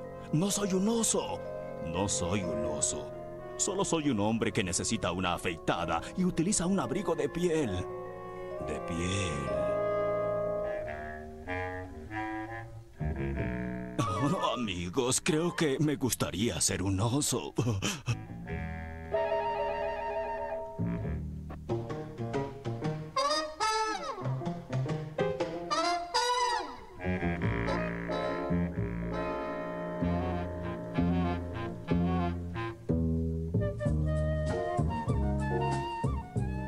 y pronto el oso se quedó felizmente dormido y soñó un dulce y lento sueño. Exactamente todo lo que los osos hacen cuando hibernan. Porque él al fin cayó en cuenta que aunque 4 personas y el gerente general y el tercero y el segundo y el primer vicepresidente y sí, el presidente mismo y aún los osos del zoológico dijeron que él era un hombre que necesitaba una afeitada y usaba un abrigo de piel, pero eso no lo volvió así. No, ciertamente, él no era un oso tampoco.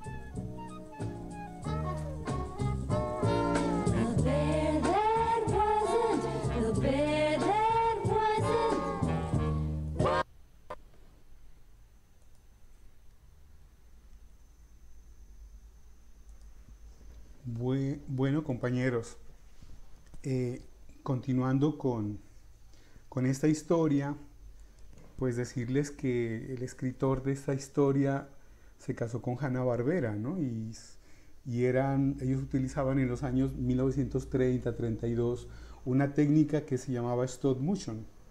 Y con stop motion logran hacer esas animaciones que nosotros las vimos por mucho tiempo, ¿no? Cuando fuimos niños y cuando mirábamos los dibujitos animados. Los picapiedras. Los picapiedras, precisamente, ¿no? Y crecimos con esas obras. Mire, El oso que no era oso, de Frank Taslin, una de las obras propuestas para trabajar con quinto de primaria. Voy a ubicarme en la presentación, si la están observando, y la idea de este ejercicio era eso, o sea, proponer 3 momentos, un antes, en el cual uno formula unas hipótesis, si uno está en el aula puede hacer unas rondas, que juguemos en el bosque, mientras el lobo es, ¿no? Acá, mientras el oso no está, podría decir uno, ¿no? La portada, por ejemplo, ¿qué nos induce la portada de ese libro? Y cómo motivar frente a lo que se va a encontrar el niño con un tipo de lecturas como esta, ¿no? Por eso hablábamos del tipo de osos, lo que comen los osos, qué son los osos, y las estaciones también. Pues, nosotros lo que hicimos fue coger el libro original. Obviamente el libro original está en inglés, esta es una traducción, pero desde inglés lo podríamos trabajar también, ya que estamos mirando inglés y con la compañera que tenemos apoyándonos en inglés. Pero sí es válido, por ejemplo, invitarlos a los niños después de esta historia, escribirle una carta al oso, ¿no? O escribirle una carta frente a lo que ustedes sienten o frente a lo que ustedes miraron, ¿no? Mirar el cuento.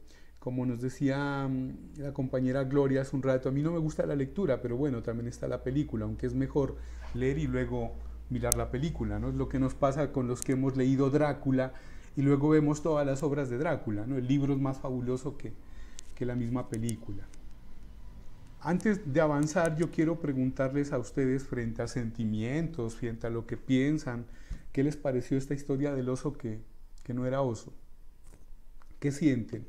¿Qué creen que es válido, o sea, para trabajar? No necesariamente de esa historia, sino del ejercicio de lenguaje y de literatura que ustedes hacen con sus estudiantes, desde las obras que ustedes trabajan y obviamente desde las guías de aprendizaje que estamos elaborando. ¿Qué piensan y qué sienten ustedes?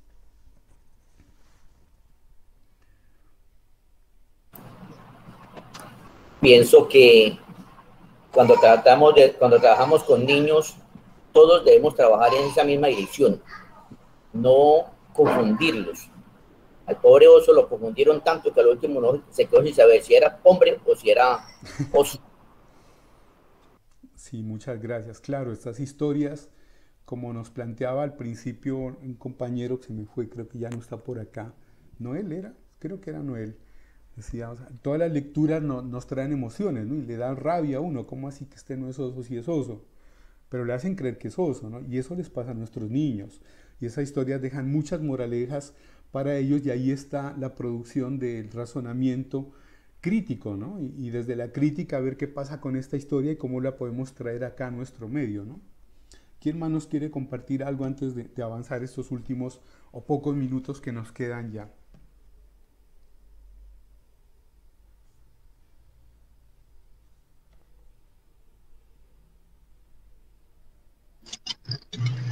Que muchas veces uno hace hacer el oso al niño, sacándolo al tablero, diciéndole que se exprese si él no quiere expresar. Sí, María, toca tener mucho cuidado con cómo trabajamos con los niños, ¿no? Muchas gracias a las compañeras que nos colaboraron con la lectura. La lectura en voz alta y la lectura grupal ayuda muchísimo y son ejercicios que hay que hacerlos, pero sin colocar en ridículo a los niños, ¿no? Como lo dice María en su intervención. Bueno, vamos a avanzar con lo que nos queda de la formación. Yo les quería compartir una lectura importante, que es la siguiente. Esta es una maestra norteamericana, Kitty O'Meara, y en esta semana yo por internet capturé este escrito que hace ella. Es una profesora de, digamos, lo que se llama primera infancia en Estados Unidos, y ella escribe lo siguiente: y la gente se quedó en casa, y leyó libros y escuchó, y descansó e hizo ejercicio, e hizo arte y jugó, y aprendió nuevas formas de ser y se detuvo, y escuchó más profundamente.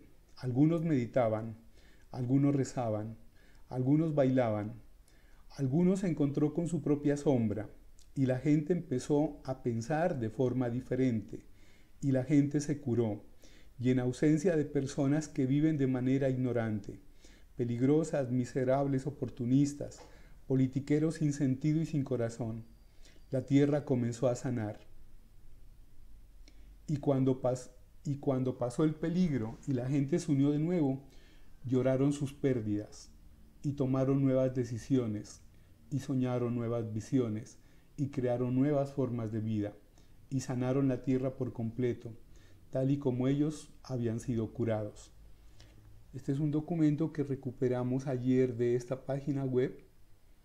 Me pareció bonito por el escrito y por el sentimiento, porque son sentimientos muy parecidos a los que uno puede sentir. Me parece lindo que es una maestra de escuela de Norteamérica, y también me invita a algo, ¿no? A qué posibilidad tengo yo para poder escribir algo, no igual, ¿cierto? No similar, pero chévere. Les hago lo reto, pues, compañeros, a ustedes, a que escribamos algo, no como tarea para mí ni para el colegio, para usted mismo. Escriba su experiencia de lo que ha vivido desde que empezó esta emergencia sanitaria, desde el paro, desde lo que ve con sus estudiantes, desde lo que ha vivido con su familia. Escríbalo, guárdelo para usted, si quiere compártalo, pero ese es un ejercicio que es muy válido. Bueno, les quería compartir esto y bueno, seguimos con la presentación. Pues nos vamos a ir para la valoración y cierre. Prácticamente nos quedan casi que 14 minutos antes del mediodía. La invitación a reflexionar desde las obras literarias como medio de acceso al conocimiento, a la cultura, al desarrollo social de nuestros estudiantes. Y lanzamos esta pregunta final. ¿Cómo creen ustedes que se pueda orientar desde la práctica pedagógica, desde las aulas, con los niños, con lo que hacemos, para responder de manera efectiva al proceso de lectura, ¿no? Al canon literario? Creo que durante la mañana varios compañeros han dado ideas, ¿no? Cómo hacer ese ejercicio del proceso de lectura apropiado, con características de contexto y necesidades de los estudiantes. Entonces, quienes quieran compartir, yo acá en el chat de este Meet les compartí el registro de asistencia, pero con mucho gusto también se lo comparto por los grupos de WhatsApp. ¿Quién quiere compartir alguna reflexión final de lo que sintió, de lo que miró en esta formación? Pues obviamente ofrecerles disculpas. Yo no soy experto en literatura. Sí soy un amante de la lectura, pero mi fuerte realmente es la matemática, ¿no? Y es en lo que me he desarrollado los últimos 30 años como profesor de matemáticas de la universidad, de colegio y ahora con primaria. De lectura, pues enamorado de la lectura, siempre ando con un libro. Mis hijas leen porque yo leo, porque la mamá de mis hijas lee. Y si los estudiantes lo ven a uno con un libro, le preguntan qué está leyendo, y eso es válido. Y por ahí uno empieza a motivar, ¿no? Y generar el intercambio de libros, llevarlos a la biblioteca. Cuando estemos otra vez físicamente en el colegio, llevarlos a la biblioteca, fortalecer esa biblioteca, motivar a nuestra rectora porque esa biblioteca, que no solamente sea la biblioteca de la sede central, sino que en cada una de las sedes tengamos una biblioteca con una cantidad interesante de libros, que no todo sea digital. Muchas gracias por estar acá conmigo, muchas gracias por escucharnos. Los quiero escuchar a ustedes estos últimos minuticos, lo que quieran compartir, lo que quieran expresar. Buenos días, buenos días, buenos días. Gracias, Orlando. Bueno, en primer lugar, pienso yo, ¿no? Cada cual tiene su metodología, su estrategia para enseñar a leer a un estudiante. En primer lugar, sería bueno con el juego, la lúdica, ¿sí? A través de historietas, a través de cuentos cortos, pero es importante también tener en cuenta, digamos, lecturas amenas, cortas, que ellos sientan amor por la lectura, el hábito por la lectura, hacer dramatizaciones con ellos. Uno se mete a jugar con ellos, hacer dramatizaciones corticas con ellos, para que le vayan cogiendo amor a la lectura. Me acuerdo tanto cuando yo era pequeño, ¿cómo aprendí yo a leer? Pues había esa lectura de Calimán, Sí. Y Solin, eso sí, mejor dicho, yo leía, uy, ¿cómo sigue la otra partecita? Uy, no, tenía que esperar, no. Entonces, o cuando, sí, señor, yo me leía todo eso, mejor dicho, discúlpeme, yo me fascinaba, me leía la continuación de esto, uy, ¿cómo será? Uy, tan rico eso, yo le cogí mucho, ahí le fui cogiendo mucho más a la lectura, cuando leía un cuento de Condorito, por ejemplo, el Santo, el Enmascarado de Plata, Blue Demon y entre otros. Mejor dicho, mucha gente leía esas revistas, esa lectura, mucha gente aprendió a leer, porque nos fascinaba leer eso, la continuación. Entonces, yo pienso pues que por medio de historietas, de historias, cuentos cortos, dramatizaciones con ellos, hacer las dramatizaciones, para que ellos le cojan amor a la lectura, jugando con el juego lúdicos. Digo yo, pienso yo que es la manera más fácil que el estudiante puede asimilar, aprender o comprender mejor un texto, una lectura, algo así. O sea, leyéndola, pero de una vez metiéndonos allá con ellos, ¿ya? Por ejemplo, si en la lectura hablas de animalito, entonces a cada uno, por ejemplo, habla del perro, el gato, entonces cada uno se viste, hace la dramatización del perro, gato, bueno, y así la cogiendo la moda de la lectura, pienso yo. Eso es mi aporte. Muchas gracias, Orlando. Mire, patrocinados espérenme un ratito, patrocinados por Orlando. Ustedes escucharon que la radiodifusora nacional desde el lunes empezó a transmitir Calimán y Solín todos los días, desde las 5 de la tarde hasta las 5:30, es media horita. El hombre increíble. Exactamente, entonces yo les voy a compartir por el grupo, déjenme como tarea, yo hoy busco los enlaces de cuál es la emisora FM a nivel nacional, porque en cada región hay diferentes FMs, la FM para La Dorada, para que la puedan sintonizar, de 5 a 5:30 son todas las historias de Calimán y Solín. Muchas gracias, Orlando, tiene todita la razón. ¿Quién más nos quería decir algo? Bueno, Alex, le cuento. Agregando algo a lo que dice Orlando ahí, yo recuerdo que los periódicos tradicionales, los grandes periódicos en aquellos tiempos, traían una separata especial los domingos.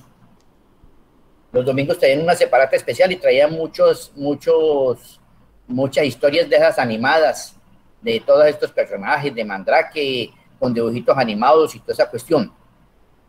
Pues yo era uno de los que esperaba cada 8 días el periódico para poder leer esa parte. Pero lo que yo quiero agregar más precisamente es, yo sé que muchos colegios manejan una estrategia que se llama lectores competentes. Esto de lectores competentes, pues yo la verdad nunca lo he trabajado, no sé cómo funcionaría. Si de pronto algún compañero sabe cómo se lleva a cabo esto de las estrategias de lectores competentes, pues sería muy bueno que hiciera el aporte al respecto. Pero yo la verdad no, pero sé que muchos colegios trabajan esa estrategia de lectores competentes. Alex, sí, muchas gracias. Le quería comentar algo, ¿no? Sí. Precisamente yo estuve buscando, como anteriormente venían unos cuentos muy bonitos, empastados, como estilo librito, ¿cierto? Yo me acuerdo que a mí me regalaron 2 cuentos. ¿Los de Uno Torre de venía, Papel? No, venían bien empastaditos como una enciclopedia. Listo. Eran muy llamativos. Y yo me acuerdo que ahí me regalaron La Cenicienta y La Bella Durmiente. Me gustaba leer. Estaba pequeña, me gustaba leer. Yo fui, a buscar como un cuento para regalarle a mis nietas, pero no se encuentran. O sea, algo como para motivarlas a ellas a que entren a la lectura por medio de cuentos, porque pues son cosas más recreativas para ellos y eso, pero en realidad ahora ya no se encuentra esta clase de cuentos, o sea, no encuentra uno así como para regalar un cuento llamativo para que los niños lean. Hay algunas colecciones como Torre de Papel, ¿no? Que vale la pena revisar. Yo con mucho gusto desde acá de Pereira puedo mirar las librerías y con gusto les puedo mandar algunos catálogos. A mí hay cosas, por ejemplo, que me han funcionado. Por ejemplo, trabajo la lectura como inclusiva, sensorial y diversa, es decir, la lectura no solamente a través de la palabra, sino hay muchas formas de leer, a través de la imagen, del cuerpo, de los sentidos, y donde aparte podemos incluir a todos los estudiantes, ¿sí? Porque encontramos en el aula personas con discapacidad. Entonces, es una estrategia que me ha funcionado, la lectura como diversa. También hay una posibilidad de inscribirse al Banco de la República, que vale 30.000 pesos, la inscripción al año, y podemos acceder a libros virtuales y compartirlos con nuestros estudiantes. Para la profe que decía que a veces nos casamos, ¿cierto?, con lo que vimos nosotros, pero actualmente salen muchos libros infantiles o de todo tipo de libros, que también sería bueno que nos actualizáramos hasta nosotros, ¿cierto? De pronto esas son como las estrategias, y no solamente leer el libro por leer, o bueno, vamos a compartir este libro, sino que la estrategia que utilizo es que a través del texto hacemos siempre un trabajo final que es una manualidad. Entonces, el texto es la excusa y la excusa es la manualidad, y así logramos como hacer como un trabajo completo literario, que no solamente sea el hecho de leer y compartir un texto. Muchas gracias, Elizabeth, por compartir tus estrategias, que son claves, son muy válidas. Anita. Buenos días. Sí, mire, una de las estrategias que a mí me funcionan con los niños es que lo primero que yo les digo a ellos, ¿qué lectura les gusta a ellos? ¿Qué les agrada? Para saber cada uno qué les llama la atención. Y yo les digo, traigan lo que a ustedes les gusta leer, porque es muy difícil cuando un niño le coloca a uno a leer como que algo que no le llama la atención. Y entonces, ¿qué hacemos? Cada niño trae lo de la casa, lo que tiene y lo que siempre le gusta leer. Y entonces nos sentamos todos en un círculo y cada uno con su libro, y yo les pregunto, bueno, ese libro, ¿por qué le gusta? Ah, no, profesora, yo me he leído esto de aquí, y empiezan a narrar con una fluidez. ¿Por qué? Porque les llama mucho la atención, y en ese momento compartimos, y en el grupo pues se enriquece mucho el hábito de la lectura. Es más, muchos niños dicen, ay, profe, a mí me llamó la atención el libro de Julanito. ¿Cómo, dónde lo consiguió? ¿Cómo hago que a mí me gusta? ¿Sí? Entonces ya como que cada uno se va compenetrando, porque a los niños muchas veces les damos textos que a ellos les aburre.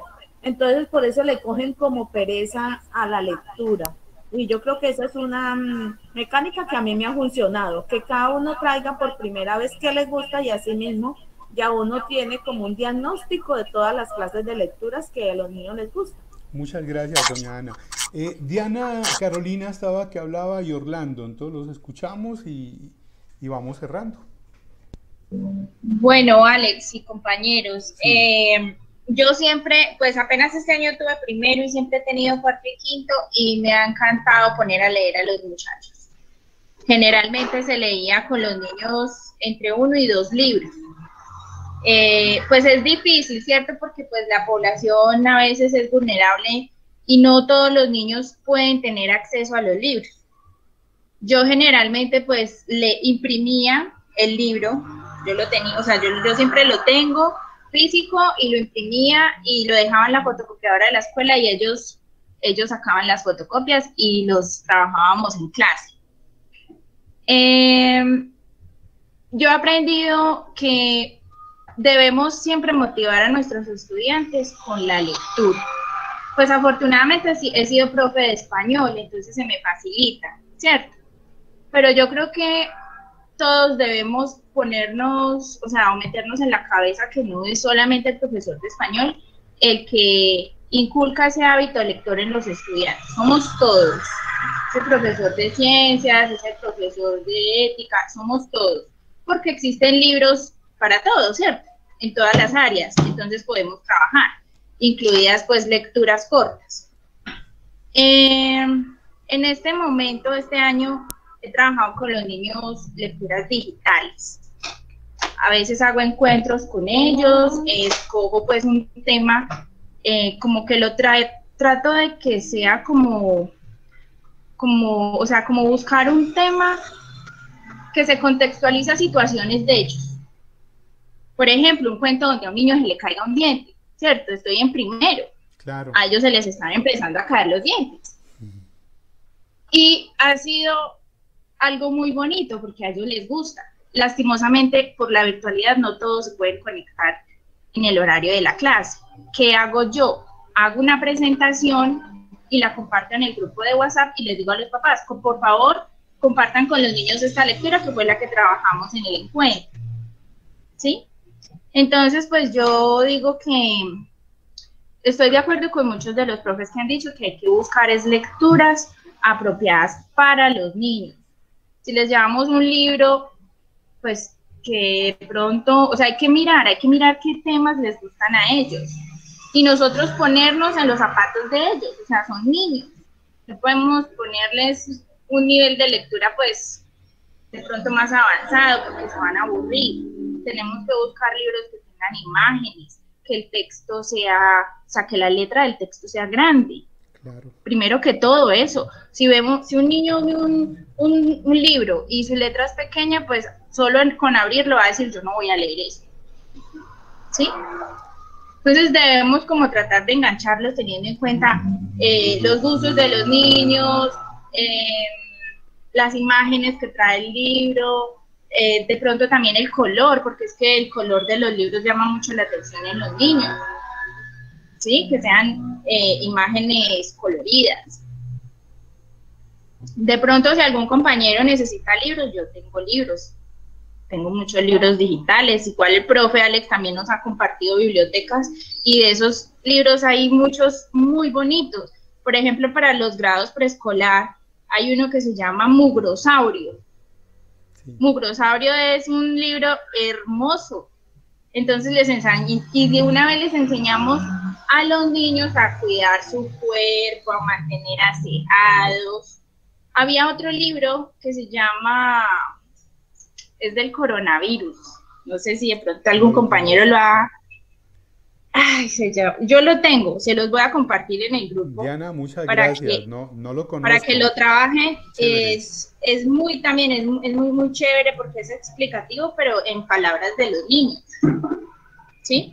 Y también podemos traer libros de literatura universal como El Quijote de la Mancha, pero no darle El Quijote de la Mancha el original. Claro. O sea, existen versiones para niños que son espectaculares y que uno dice, pues tiene un lenguaje para ellos y que ellos finalmente lo disfrutan.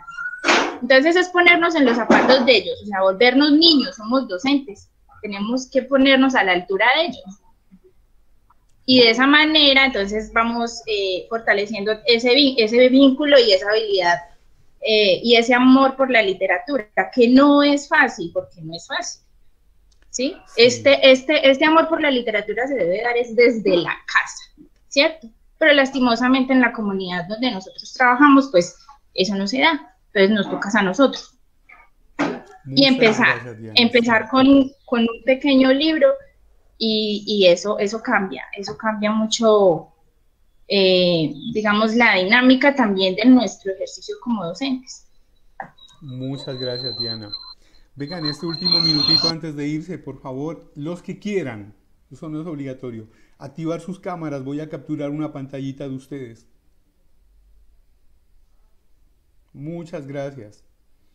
Y si alguien quiere cerrar con lo que vivimos en esta formación, cerramos allí. De ahí ya quedaríamos pendientes, seguimos con acompañamiento a través del grupo de WhatsApp y las próximas capacitaciones ya vendrían después de las vacaciones que vamos a tener a mediados arrancan creo que finalizando junio, ¿cierto? O sea, ya vienen en agosto creo las próximas capacitaciones. Continuamos ya con apoyo y con colaboración, cuenten conmigo, estamos en el grupo de WhatsApp. Bueno, Dios los bendiga, muchas gracias por acompañarnos. No se olviden de registrar su asistencia en el link que les compartí. Igual el mismo link se lo voy a compartir en el grupo de WhatsApp. Bueno, muchas gracias. Muchas gracias, Alexander. Muchas gracias. Que estén bien. Muchas gracias, Alexander. No se olviden de la vacuna. No se olviden de la vacuna. Buen día, muchas gracias a todos. Hasta luego. Ya estamos. Vacunados. Gracias. Eso. Chao, chao. Chao, chao. Gracias. Que estén bien. Muchas gracias. Dios los bendiga a todos.